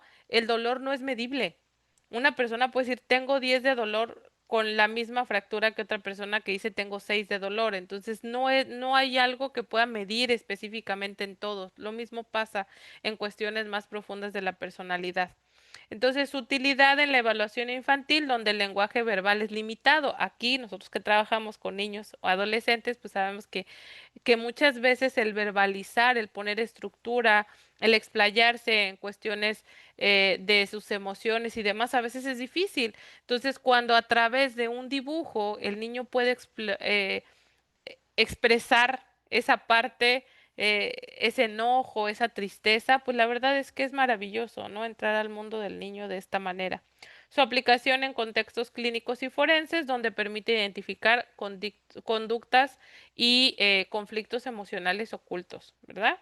Su modernización ha combinado otras técnicas, mejorando su confiabilidad y validez. Entonces, con el paso del tiempo, pues lejos de vetarlas, se ha buscado mejorarlas, ¿no? Se ha buscado que los manuales sean mejor para la interpretación, se ha ido complementando, hay muchísima lectura acerca de esto. Entonces, bueno, vamos a ver los principios de la aplicación de las pruebas. Esta parte es importante. Entonces, número uno, pues la formación adecuada. Antes de aplicar la prueba, pues asegúrate de contar con la formación especializada en su aplicación, en la aplicación de esa prueba en específico, la interpretación y la validación. Estas pruebas requieren conocimiento profundo debido a su naturaleza subjetiva en el caso de las proyectivas y a su naturaleza estandarizada en el caso de las psicométricas, ¿verdad? Cuando son psicométricas, pues tengo que saber cómo calificar los ítems, cómo variar las respuestas, cómo obtener el rango o el nivel en el que se encuentra el paciente. Entonces, pues si no conozco la prueba sería un poquito complicado, ¿verdad? Entonces hay que asegurarnos de eso. Otra parte de los principios básicos es la selección adecuada de las pruebas. Hay que escoger la prueba más adecuada para los objetivos específicos de la evaluación del momento. Considera las características del paciente, edad, nivel cognitivo y contexto sociocultural. Entonces, sí es importante, en este caso, pues obviamente las pruebas que vamos a ver están enfocadas en el área infanto-juvenil. Algunas pruebas de las psicométricas que veremos son para rango de edades más pequeñas, algunas para adolescentes, entonces ya iremos viendo. Entonces siempre nos tenemos que asegurar del rango de edad, ¿no? También el nivel cognitivo es importante, pero en algún punto de inicio, pues tenemos que medir ese nivel cognitivo, ¿verdad? Entonces, bueno, también hay pruebas específicas para eso y pues el contexto tenerlo en cuenta. Otro punto, el establecimiento de rapport, parte importante desde la entrevista, ¿verdad? El paciente debe sentirse cómodo y confiado para que los resultados reflejen de manera genuina sus procesos internos. Aquí pues hay que evitar generar presión o juicios previos durante la aplicación. Esto es importante, si bien es cierto que ya traemos pues una historia clínica, ¿verdad? Antes de que nosotros vayamos a aplicar una prueba, hay que recordar que la narrativa que nos dan los tutores, los cuidadores o incluso el propio paciente va en función de su propia perspectiva de la situación, no forzosamente de la realidad. Entonces, sí es importante que nosotros evitemos juicios previos. Ahora, sobre todo con internet, con las redes sociales, ya todo mundo se cree psicólogo, ¿no? Ya traen básicamente que pues, su diagnóstico hecho, ¿verdad? Vengo con usted porque tengo una depresión severa. Vengo por usted porque tengo procesos ansiosos. Vengo por usted porque mi hijo tiene un trastorno de conducta. Vengo por usted porque mi hijo tiene TEA. ¿De dónde lo sacaron? Pues del reel de TikTok, de Facebook, de la comadre que le platicó, de esto, del otro. Entonces, si bien es cierto que a veces incluso esa parte de que ellos se convenzan de cierto trastorno puede hacer que adopten ciertas cuestiones o que nos digan a la hora de la entrevista ciertas características que a la hora nosotros de ir complementando con la observación, con las pruebas, con esto, con el otro, pues muchas veces nos damos cuenta que no iba por ahí la situación, ¿verdad? Por ejemplo, en casos de conducta, de alteraciones de la conducta en los niños en la escuela, pues a mí me toca que la mayoría de los casos van más orientados a la depresión, no tanto a un TDAH ni a un problema de conducta, ¿no? Entonces, por eso tenemos que evitar generar juicios previos a la aplicación de las pruebas, ¿verdad? Y pues asegurarnos que el paciente se sienta cómodo, que se sienta a gusto con nosotros, que se sienta en un lugar seguro, ya haber platicado, ¿no? O sea, si de primera instancia, la primera vez que llega el paciente conmigo, yo saco mi montón de pruebas proyectivas, pues se va a sentir como observado, ¿no? Como esa parte y a lo mejor eso va a sesgar la prueba y no me va a permitir que realmente me dé la información o que cumpla la información que tiene en ese momento, ¿no? Algunas de las pruebas proyectivas a veces nos pueden servir para romper un poquito como el hielo con ellos, para conocer de manera general su perspectiva del momento, ¿no? Pero al final del día, pues se van complementando. Entonces, esta parte es bien importante, ¿no? Piénsenlo ustedes, cuando van al médico y de repente, no sé, te encuentras a un médico mal encarado que rápido te pregunta todo y está llenando, o sea, no te sientes en confianza ni para preguntarle nada, ¿no? A lo mejor te quedó alguna duda y dices, mejor lo busco en Google, porque no. Ahí le pregunto a ChatGPT, porque me dio pena preguntarle al doctor, ¿no? Estaba muy serio. Entonces, eso es lo que no queremos, ¿verdad? Queremos que el paciente se sienta con toda la libertad, con toda la tranquilidad de poder preguntarnos, de poder decirnos, de poder confiarnos lo que necesite en el momento. Entonces, esta parte siempre va a ser crucial, ¿no? Yo siempre les digo en otros talleres que hemos tenido, un poquito más enfocados a esta parte de las técnicas en psicoterapia, siempre les digo que a veces no es tan relevante las primeras sesiones obtener como toda la información e irnos directo a quiero aplicar las pruebas porque necesito el diagnóstico, ¿no? Creo que a veces es más importante entrar un poquito en el mundo del niño, del adolescente, generar la confianza, que se sienta bien y ya después empezamos con todo ese proceso de diagnóstico e indagación, ¿verdad? Pero bueno, en cuanto a aspectos técnicos, el entorno de aplicación es importante, asegurarnos de realizar la prueba en un ambiente tranquilo, libre de distracciones, con los materiales requeridos en buen estado, ¿verdad? Que si mi sacapuntas, que si saque punta, que si mi borrador, que si borre, que no manche la hoja, que si mi lápiz no se le esté quebrando la punta, ¿verdad? Que no sea de cera, porque si no me va a afectar toda mi calificación si es una prueba proyectiva, ¿no? El de cera deja manchas diferentes, que sea de grafito. Tener, ¿no? Si voy a aplicar una prueba proyectiva, pues todo ahí a la mano. Si voy a aplicar una prueba psicométrica, pues asegurarme de que la copia que yo vaya a emitir, que sí sea legible todo, que sea entendible, que se vea bien, que tenga yo todas las hojas adecuadas. Entonces siempre es importante el ambiente también, ¿verdad? Si trae su celular el paciente, pues pedirle que lo ponga en silencio, que lo apague para que no se esté distrayendo a medida de lo posible, ¿verdad? Que no haya tanto ruido, que sea un lugar cómodo para la aplicación de la prueba, pues esto siempre va a ser importante, ¿va? Entonces, bueno. La neutralidad del evaluador, adoptar una postura objetiva sin influir en las respuestas del paciente. Parte importante. Evitar comentarios, gestos o interpretaciones durante la aplicación. Esta parte es importante porque si yo de repente hago sugerencias, no sé, voy a hablar al aire, estoy aplicando una prueba de un test bajo la lluvia, por ejemplo, ¿no? Que es que esa prueba me gusta mucho. Entonces de repente la estoy aplicando y a lo mejor veo que no dibujó lluvia, ¿no? Y ya terminé, ¿no? Listo, ok. Entonces si yo le digo al paciente, pero te faltó la lluvia, no le pusiste, yo ya alteré todo, porque ya estoy dando esas indicaciones, ¿no? Entonces, ciertas cosas y ya cada prueba, ¿no? Obviamente tiene como sus propios lineamientos, pero sí, hay que evitar hacer comentarios, sobre todo cuidar los gestos, ¿no? O sea, si a lo mejor sí estás aplicando una prueba y de repente vas viendo los rasgos y dices, híjole, vamos hacia depresión severa, o sea, sí, pero con calma, ¿no? Que el paciente te vea con esa tranquilidad, con esa neutralidad, siempre va a ser importante.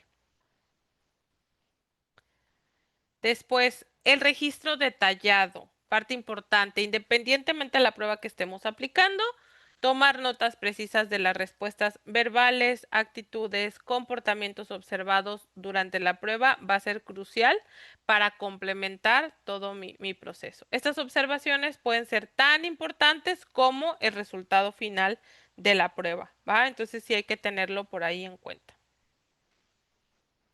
También, dentro de los aspectos técnicos, la validación cruzada, parte importantísima en la aplicación de pruebas, ¿verdad? No podemos basear el diagnóstico exclusivamente en una prueba proyectiva o en una prueba psicométrica.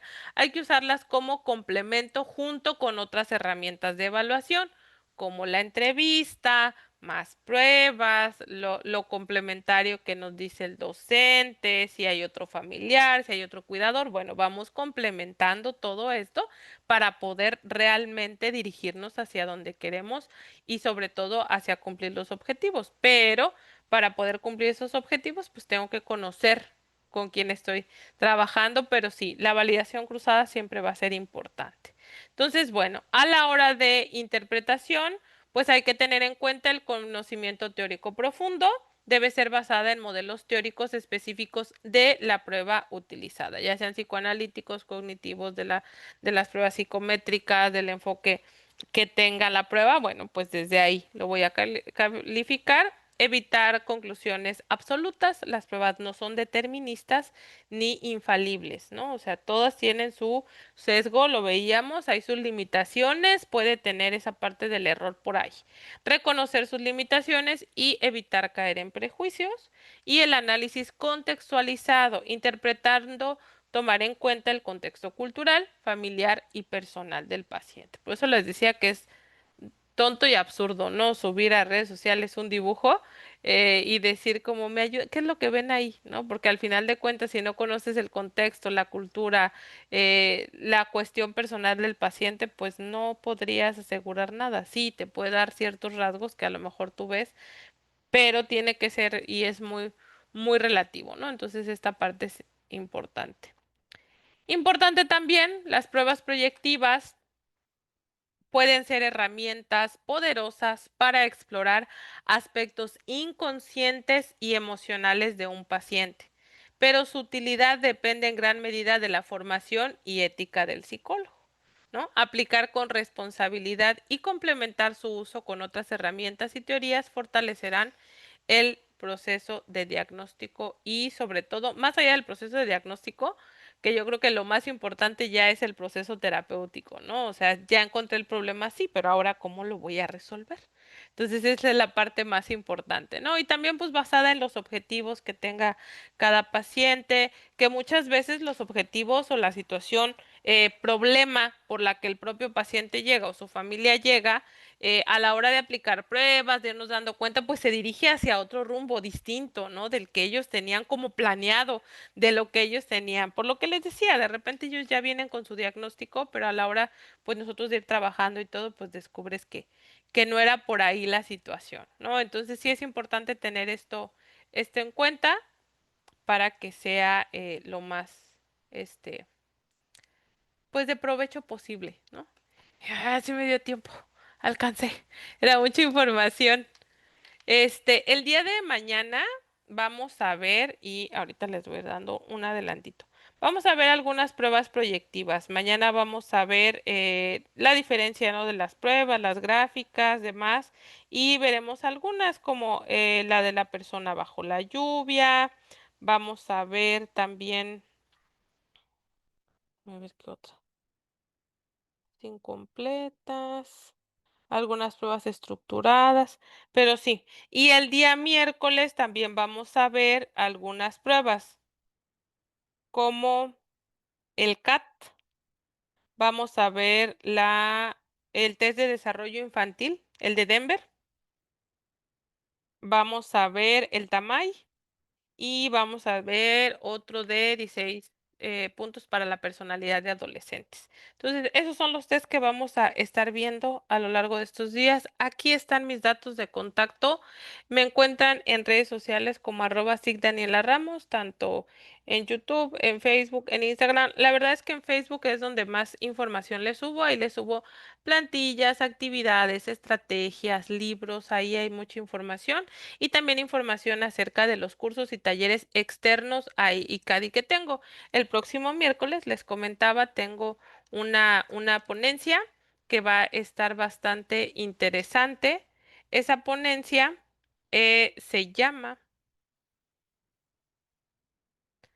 Es sobre comprender, respetar y acompañar la identidad y orientación sexual de los niños en contextos tanto escolares como clínicos. Dentro de los temas, pues vamos a ver el desarrollo neurológico sexual, el impacto de este desarrollo en su identidad y orientación sexual y sobre todo y lo más importante, cómo acompañar desde la psicología, desde la docencia, desde si soy papá, si soy mamá. Entonces, si a alguien le interesa, por ahí me pueden mandar un mensajito ya sea desde Facebook, desde Instagram o directamente a mi número telefónico.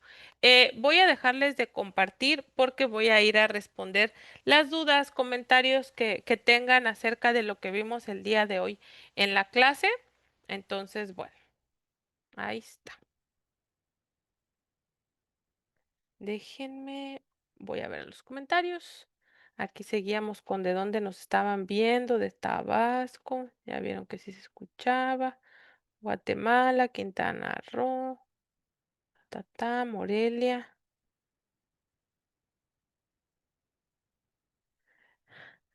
Dice Ana, ¿en dónde llegaste a tomar tus diplomados o cursos? Si hay algunos económicos. Igual por ahí en mis redes sociales de repente les comparto también información, ¿verdad? De dónde, de algunas cuestiones, pues hay de todo. La verdad es que aquí en ICADI, les soy sincera, hay muy buenos diplomados. Justamente el día jueves también tenemos la continuación, que ya vamos a acabar casi el diplomado de detección de abuso sexual infantil y todo, y aquí en ICADI se van a encontrar con muchos diplomados también, de algunos otros cursos. Mm, ahí está.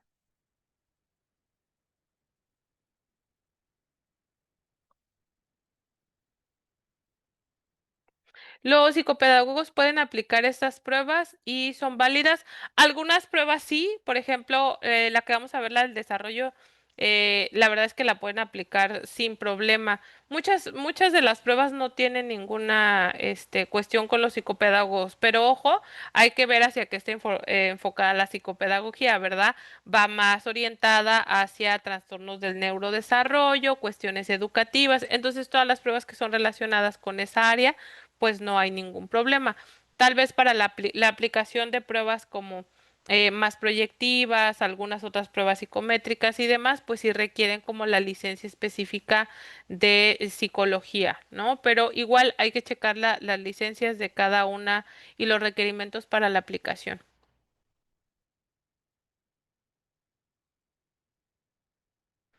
En Facebook tengo mucho material ahí, hay libros, hay todo esto, y para quienes adquieren la constancia, porque la verdad es que Icari es un proyecto muy bonito, ya llevo años trabajando con ellos y siempre es como brindar mucha información, pero pues sí, de algo se tiene que mantener todo esto, ¿verdad? Entonces, para quienes adquieren su constancia, pues ahí viene todo el material adicional. Ahí les comparto también, por ejemplo, las pruebas con todos sus manuales, con todo eso, pues quien adquiera su constancia, igual que material adicional, lecturas y otras cuestiones, ahí se los vamos a compartir, ¿va? Pero en redes sociales también les comparto mucha información y libros y cosas así. Mm,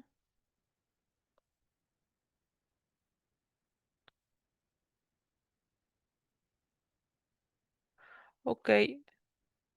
Miren, dentro de preguntan aquí si imparto algún taller de aplicación de pruebas psicométricas. Dentro de este taller, si bien es cierto que no va a ser una cuestión como intensiva de alguna prueba en específico, de las pruebas que seleccioné para trabajar, sí traté de darles como todo lo más básico, pero también lo más útil para ustedes para que puedan aplicar las pruebas, ¿verdad? Obviamente, si esa información la complementan con el material adicional, la complementan con el manual, sin ningún problema la pueden aplicar. Entonces, sí, por ahí trataré de comentárselos, ¿va? A ver, César dice, a nosotros al trabajar con un menor de edad, ¿cómo es el proceso para devolver la información a los tutores del menor cuando el menor no quiere que ellos sepan y los tutores piden sus avances o lo visto en sesión? ¿Cómo entra la confidencialidad? Ok, a ver, es importante explicarles desde el principio al niño o al adolescente, al paciente con el que nosotros vayamos a trabajar, cuál es nuestro objetivo como terapeutas, ¿verdad? Entonces, si mi objetivo como terapeuta es brindarte herramientas, estrategias, ayudarte para superar X situación que estás viviendo, quiere decir que necesito recabar información y todo, pero que tiene que ser un trabajo en equipo, ¿verdad? Entonces, para que esto funcione, necesito que tus papás se sumen. Yo algo que les digo, y esto ayuda muchísimo para que ellos como que se abran a esto, le digo, ¿qué tal que le tengo que jalar las orejas a tu mamá? ¿Qué tal que hay algo de lo que está haciendo que a lo mejor no nos está funcionando tanto? Por eso la tengo que llamar, por eso le tengo que dar información, porque si no, ¿cómo? ¿Tú crees que nada más trabajando tú y yo vamos a lograr esto? No, necesitamos que se sumen. Entonces, de esta manera ya no sienten como que es acusatorio, como que es esta parte, ¿no? De que, me va a juzgar, me va a decir. Cuando hay un tema delicado, pues ahí sí, ¿no? Pero como ya hablamos de la parte de la confidencialidad con el paciente, entonces ya le digo. ¿Te acuerdas la primera sesión cuando viniste que firmamos un acuerdo donde hablaba un apartadito de la confidencialidad? ¿Te acuerdas que te comenté? Ya, pues obviamente nos va a decir que sí. Si nos dicen que no, pues sacamos el documento, ¿verdad? Y ahí está. Entonces, esta parte ahí sería, ok, aquí había un apartado que dice que ante ciertas situaciones, la confidencialidad es variable. ¿A qué se refiere? A que esto sí lo tengo que comentar con tus papás por esto, por esto, por esto, por lo que sea, ¿no? Ciertas situaciones a veces se puede ir negociando con ellos, ¿no? Se pueden hacer compromisos, cómo manejar la información, de qué manera para que se sientan también como más en control de eso, pero sí es importante irlo manejando desde el principio, ¿va? Y a ver, el consentimiento informado se debe firmar en la primera sesión, de preferencia sí, porque así ya saben a lo que van. ¿Y cuándo es necesario aplicar la batería de pruebas? Pues miren, a mí en lo personal dependerá mucho del caso. de por qué llegan, ¿no? Si llegan por una cuestión de sospecha de algún trastorno del neurodesarrollo, pues aparte de la entrevista, pues tengo que ir complementando con pruebas específicas, ¿verdad? Si trae rasgos depresivos muy evidentes, pues tal vez no necesite tanto aplicar el montón de batería para determinar si es depresión, tal vez me sirva más la entrevista. Entonces va siendo un poco relativo, César, pero eh, creo que a mí en lo personal sí tengo como mi batería de test como básicos, ¿no? Como para cualquier situación, esta batería, y ya de ahí vamos derivando hacia la especialización de algunas pruebas, ¿no? Entonces creo que ahí. Entonces, espero, César, haberte dado respuesta a tu pregunta. A ver, ahí va. Muy bien, César. Ahí está. Siendo psicóloga educativa, sí me sirve esto y puedo aplicar algunas pruebas. Sí, puedes aplicar algunas. Dentro de las que vamos a ver, sobre todo yo creo que tres de las pruebas que vamos a ver te van a servir mucho. Igual cuando estemos viendo las pruebas, les voy a decir como para qué áreas les va a ser mucho más útil, pero sí, sí puedes aplicar algunas. Quiero poder preguntar hablando.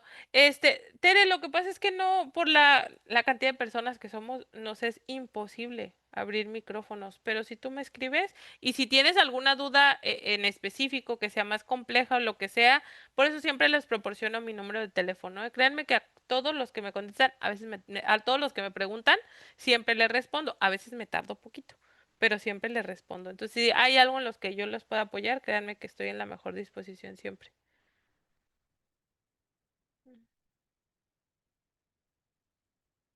Mm. Ok, puedo seguir aplicando si estoy en educación preescolar. Mira, de que puedes tomar el taller, puedes. De que te va a servir, te va a ser muy útil porque vas a aprender muchas cuestiones. Igual, incluso para saber en qué momentos referir a tus pacientes y demás, también ajá, te puede servir.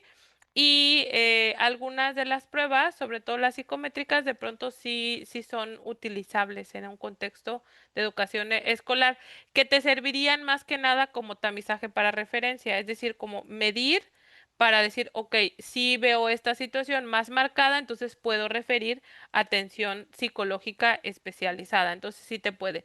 Y sí te puede ser de útil. Y para al finalizar al taller, ¿habrá alguna constancia? Es opcional. Si alguien no quiere obtener la constancia, puede estar en las clases los 3 días sin ningún problema, sin la constancia. Y quien adquiere la constancia, pues tiene el costo de recuperación de 270 pesos mexicanos.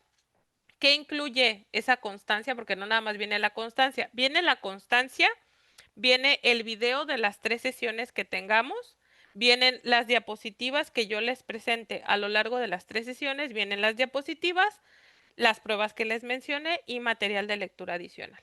Eso es lo que viene en el paquete por los 270 pesos de la constancia, ¿va? Entonces, bueno, ahí está.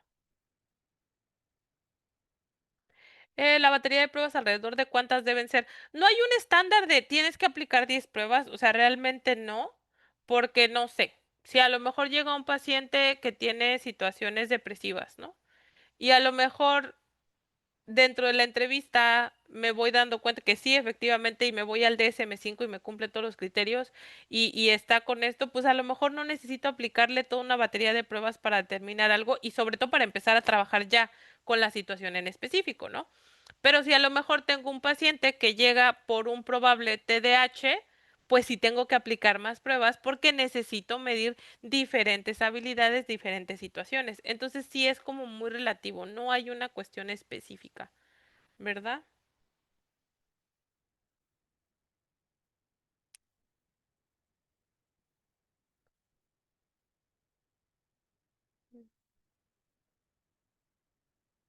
¿Cómo te das cuenta qué tipo de pruebas tendrás que realizar?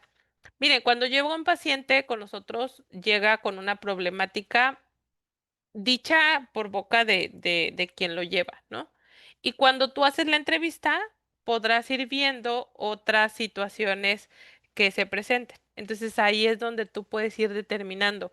¿Quién va empezando? Sí les comento que esto es un proceso a veces de ir desarrollando como el ojo clínico, ¿no? Con el paso del tiempo.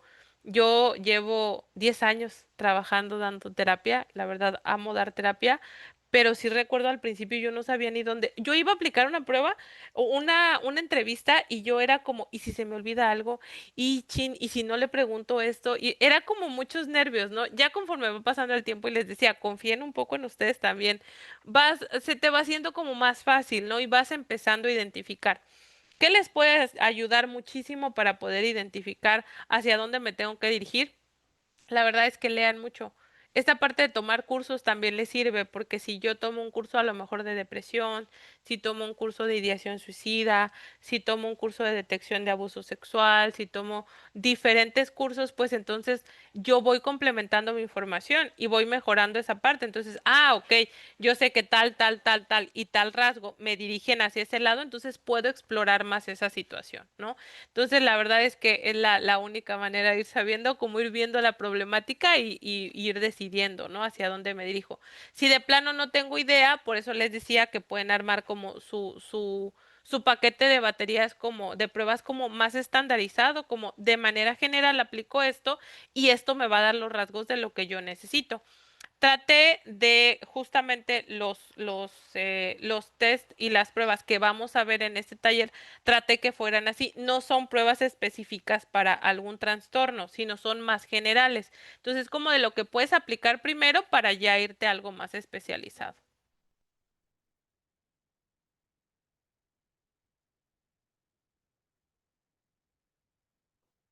Estoy leyendo sus comentarios, también. Nada más que no puedo leer todos en voz alta.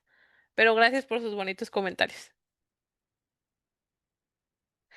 Los procedimientos ciegos son cuando se aplican las pruebas, por ejemplo, como de manera más generalizada, o que vas a calificar tú una prueba que no aplicaste tú. Entonces ahí se habla de esa parte de algunos procedimientos ciegos, ¿no? Por ejemplo, si yo voy a aplicar, se da mucho a veces en cuestiones de RH, cuestiones, como más globales, que de repente son como pruebas más generalizadas y así.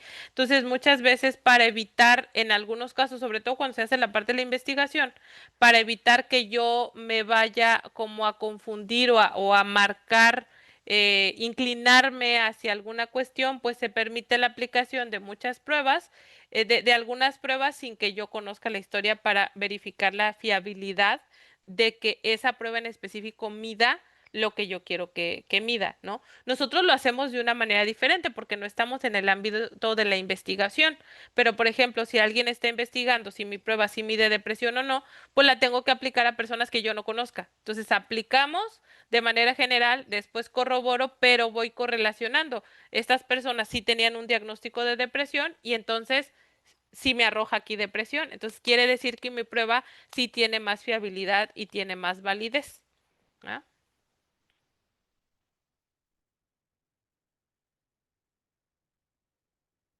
Ay, espérenme que se me movieron los comentarios. Ok. Mm.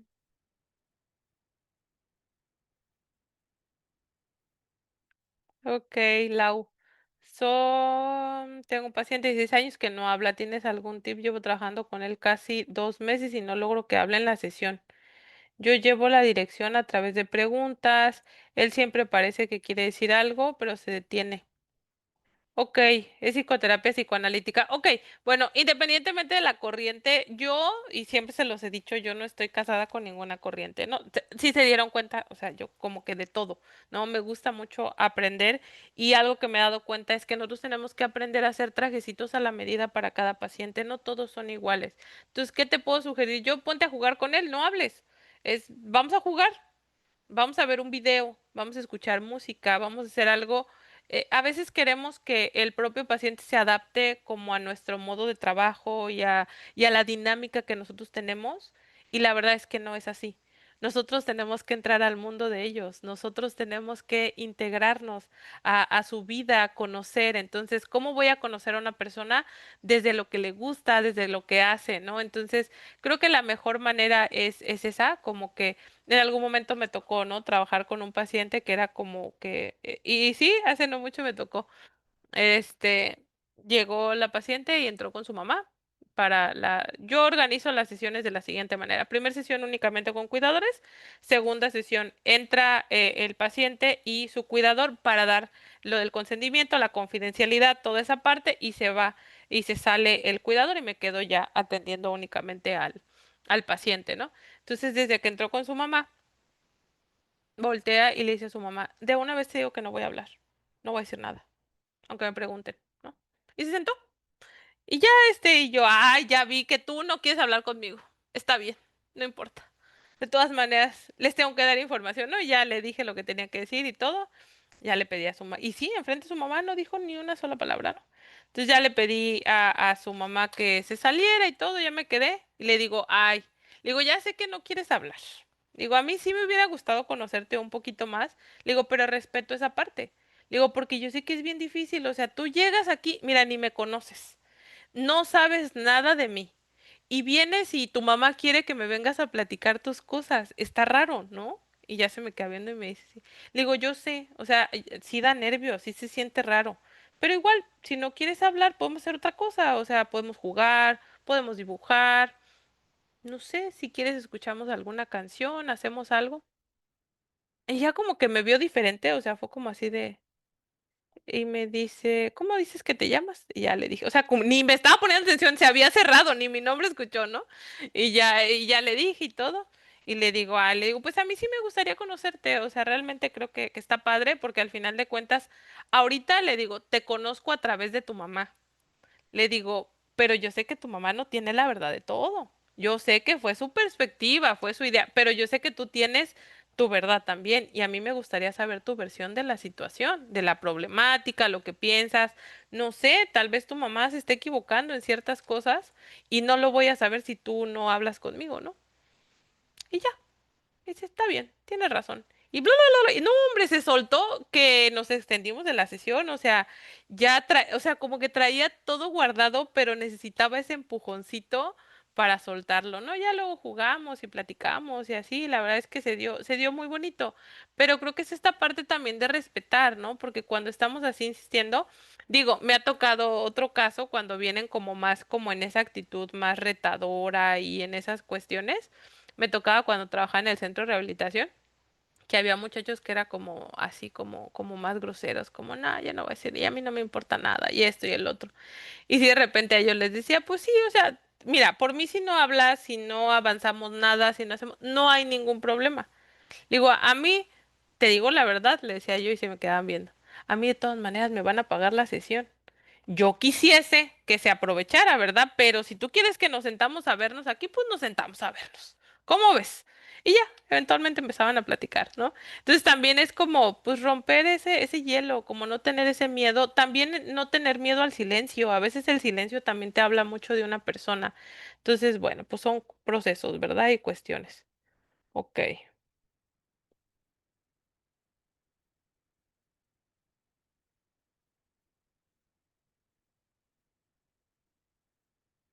A ver, hablando de las pruebas, conviene hacer otra prueba de TDAH. Ya se hicieron pruebas correspondientes, pero hablando del sesgo, el paciente nunca, como, me imagino que era como generó o tuvo confianza con la psicóloga y le tenía miedo a la psicóloga. Sí, cuando les lleguen pacientes, de verdad no es por mala onda, pero independientemente del diagnóstico que traigan, parte importante era esa, no quedarnos con esa idea. Muchas veces, ok, ya tengo una noción que viene entonces a lo mejor ya puedo, ya no enfocarme en ese diagnóstico, tal vez hacer un diagnóstico diferencial, ¿no? Para ir viendo si sí seguimos por esa línea o si a lo mejor no.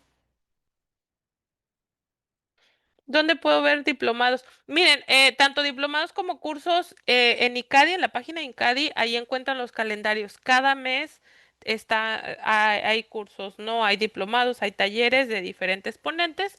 Yo cada mes estoy aquí. Ahorita yo creo que aquí tengo a María y a Nadieta, que las he visto la semana pasada, la vi lunes, martes, miércoles, el jueves en el diplomado, lunes, martes, no, ya de estar aburridas de verme, pero cada curso, cada mes estamos aquí Y para otro tipo de ponencias, de cursos, tengo algunos cursos ya grabados también de reestructuración cognitiva, de meditación guiada, relajación progresiva, tengo un manual para ansiedad que diseñé para trabajar ansiedad, tengo un manual de arte terapia que está bien interesante. Ahí en mis redes sociales se encuentra la información de todo esto. Pero aquí en ICADI cada mes, ahí en ICADI, en la página oficial de ICADI, encuentran el calendario de cada mes. ¿Va? Ok. Mm,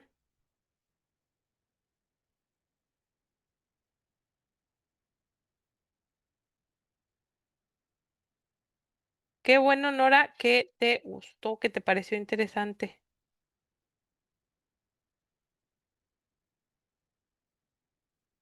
Ok, ahorita les comparto el link de mis redes sociales y porque ya vi que no me encuentran. Ahorita les comparto el link de mis redes sociales y mi número de teléfono de nuevo. El costo de la constancia es de 270 pesos mexicanos.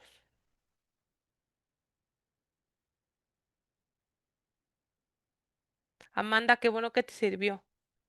La verdad es que si estás estudiando psicología, no sé en qué semestre vayas, pero yo sí te recomendaría que te nutras de otros cursos, porque luego en la carrera, yo cuando salí de la carrera, yo decía, ahora lo veo y digo, no te dan las bases para trabajar lo que debes.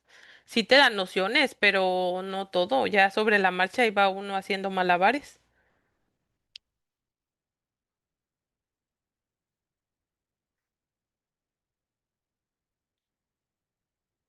Ok,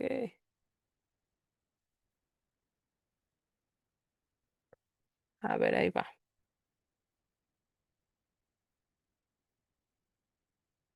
Ok, tengo dificultades en la interpretación de las pruebas y cómo plasmar nuestras conclusiones.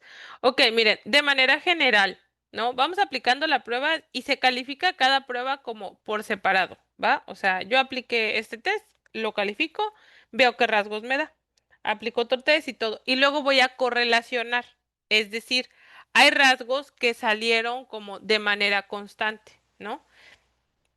Dificultades en el área cognitiva, ¿no? A lo mejor. Entonces yo veo la prueba y una prueba proyectiva incluso y veo que va como con un deterioro cognitivo por ahí. Aplico otra prueba estandarizada y voy viendo y entonces ya me va dando como un panorama más amplio de esa situación. Cuando nosotros vamos a hacer un informe, primero, uno, tengo que ver mi DSM, ¿verdad? Porque si yo voy a dar un diagnóstico es porque ya corroboré que correspondiera a todos los criterios que tiene el DSM-5, en este caso, que hay una versión nueva que es la revisada, entonces ya voy y checo, ¿no? Y puedo corroborar también con mi CIE 10 o CIE 11, dependiendo de cuál maneje, que pues el 11 es el nuevo, pero se utiliza más el 10 todavía, ¿verdad? Entonces ahí ya, dependiendo del CIE que quieran, que igual se los voy a agregar, tanto el DSM como el CIE 10 para quien adquiera su constancia y lo voy a poner en el paquete. Entonces ya checaste, entonces tú ya viste, entonces ya a la hora de plasmar, ya puedo poner en el informe, pues todo lo que obtuve, ¿no? En la aplicación de pruebas me corresponde con tal diagnóstico, con tal clave porque cumple las características tal, correspondientes al DSM, lo cual me arroja este diagnóstico, ¿no? Entonces ahí ya vas estructurando un poquito más. No podría entrar así en detalles completos, pero bueno, de manera general, Silvia, esa es la información, ¿va? Ok, ay. ¿Del contrato de confidencialidad se puede entregar una copia al paciente o tutores? Sí. Sí, porque al final de cuentas, para que lo tengan presente, igual iban a llegar y lo van a arrumbar en su casa, ¿no? Pero por eso nosotros nos quedamos con una copia. Ahora a veces ya es más digital, ¿no? Incluso ya puedes mandar una foto, puedes mandar el archivo firmado o una cuestión así, entonces ya. Buenas tardes, un familiar me necesita hipnosis terapéutica. Sofi, mándame mensaje y lo checamos, ¿va? Porque es relativo, no siempre se puede. Hay muchas cosas que la verdad es que la atención en línea a veces limita, pero habría que checar, ¿va? La sesión de mañana sí es en el mismo horario. Para cuestión de abuso sexual se pueden aplicar las mismas pruebas. Por ejemplo, las proyectivas sí, Algunas de las otras cosas, pruebas que vamos a ver miden algo distinto, entonces no sé qué tanto nos serviría, pero estamos dando el diplomado en detección de abuso sexual. Entonces el día de mañana, si quieres ahí, este, puede ser, ¿va? Entonces, bueno.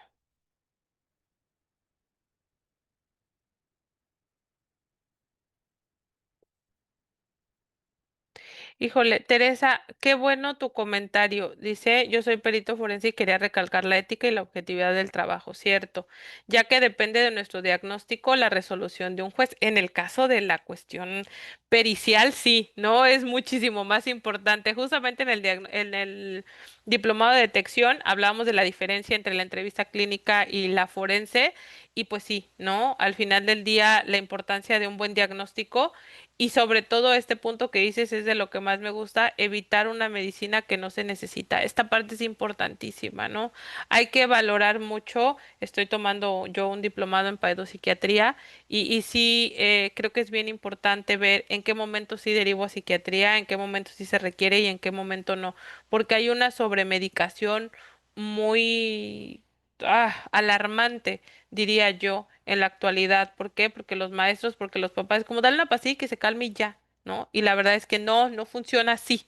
Requiere un proceso terapéutico, requiere un aprendizaje de gestión emocional, de control de impulsos, ¿no? Hablando del TDAH, del TA. Entonces siempre es importante que nosotros, porque al final de cuentas, el papá, la mamá va a llegar contigo buscando que tú le digas qué hacer.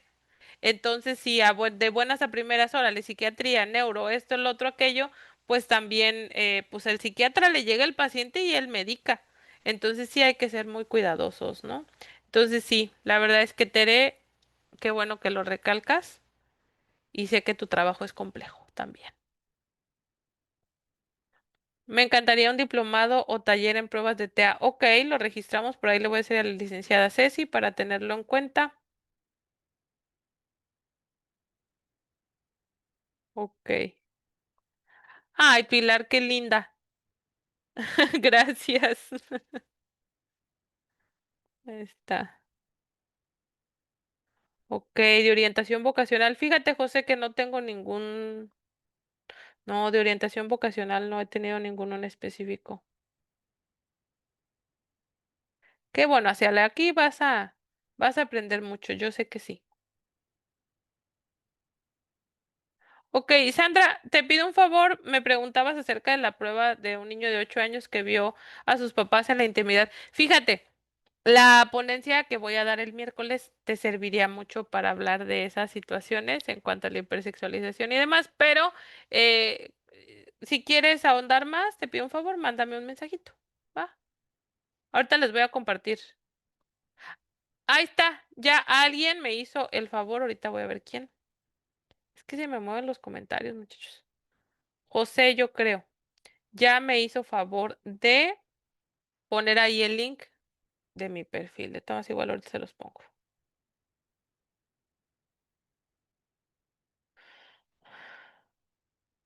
Orientación y redacción de informe. No tengo un curso como tal, pero tengo un paquete que se llama paquete Inicia Seguro. En ese paquete viene toda la formatería que ustedes necesitarían para esto. Entonces vienen los ejemplos, viene todo eso y viene acompañado de una clase. Entonces, si a alguien le interesa, ahí en mis redes sociales, ahí lo pueden encontrar. Déjenme, les comparto nada más. Déjenme copiar el link de mi página para compartírselos. Ahí está. Mm, mm, mm. Igual, los que nos ven en retransmisión, les recuerdo mi número. Es 646-259-2352. Ahí me pueden mandar un mensajito de WhatsApp. En redes sociales me encuentran como @sic Daniela Ramos. Así me van a encontrar. Entonces ya nada más déjenme copiarles el link aquí a los que nos están viendo en vivo. Ahí está. Igual a los de la retransmisión voy a tratar de entrar hoy a la sesión. A ver si me mandan el link. Ahí está. Ahí está el link de mi perfil. Y ahí está mi número de teléfono. Ya vi que alguien ya me mandó mensaje. Muchas gracias. Ahorita que terminemos ya los checo por ahí. Pero bueno, pues miren, me dio tiempo de responder las preguntas. Mm, Sí, fíjense, de Paidopsicología. Ok, sí, por ahí tenemos ya planeados algunos diplomados aquí en ICADI y algunas otras cuestiones externas. Entonces, bueno. Pues yo agradecerles un montón el que hayan estado aquí estas 2 horas. Espero que se les hayan pasado tan rápido como se me pasaron a mí. Y pues nos vamos a ver el día de mañana. Entonces, bueno. A ver, Lick, no sé si quiera comentar algo. Así es, nos vemos mañana, todavía faltan 2 clases más. Para las personas que entraron después y no pudieron ver la clase de manera completa, a las 7 de la noche va a ser la retransmisión. En un momento más les estaré compartiendo el enlace para que lo puedan ver. Y pues bueno, creo que nos vemos mañana a las 11 de la mañana, hora Ciudad de México. Así es, muchísimas gracias y nos vemos, maestra. Muchísimas gracias y gracias a todos. Bye bye.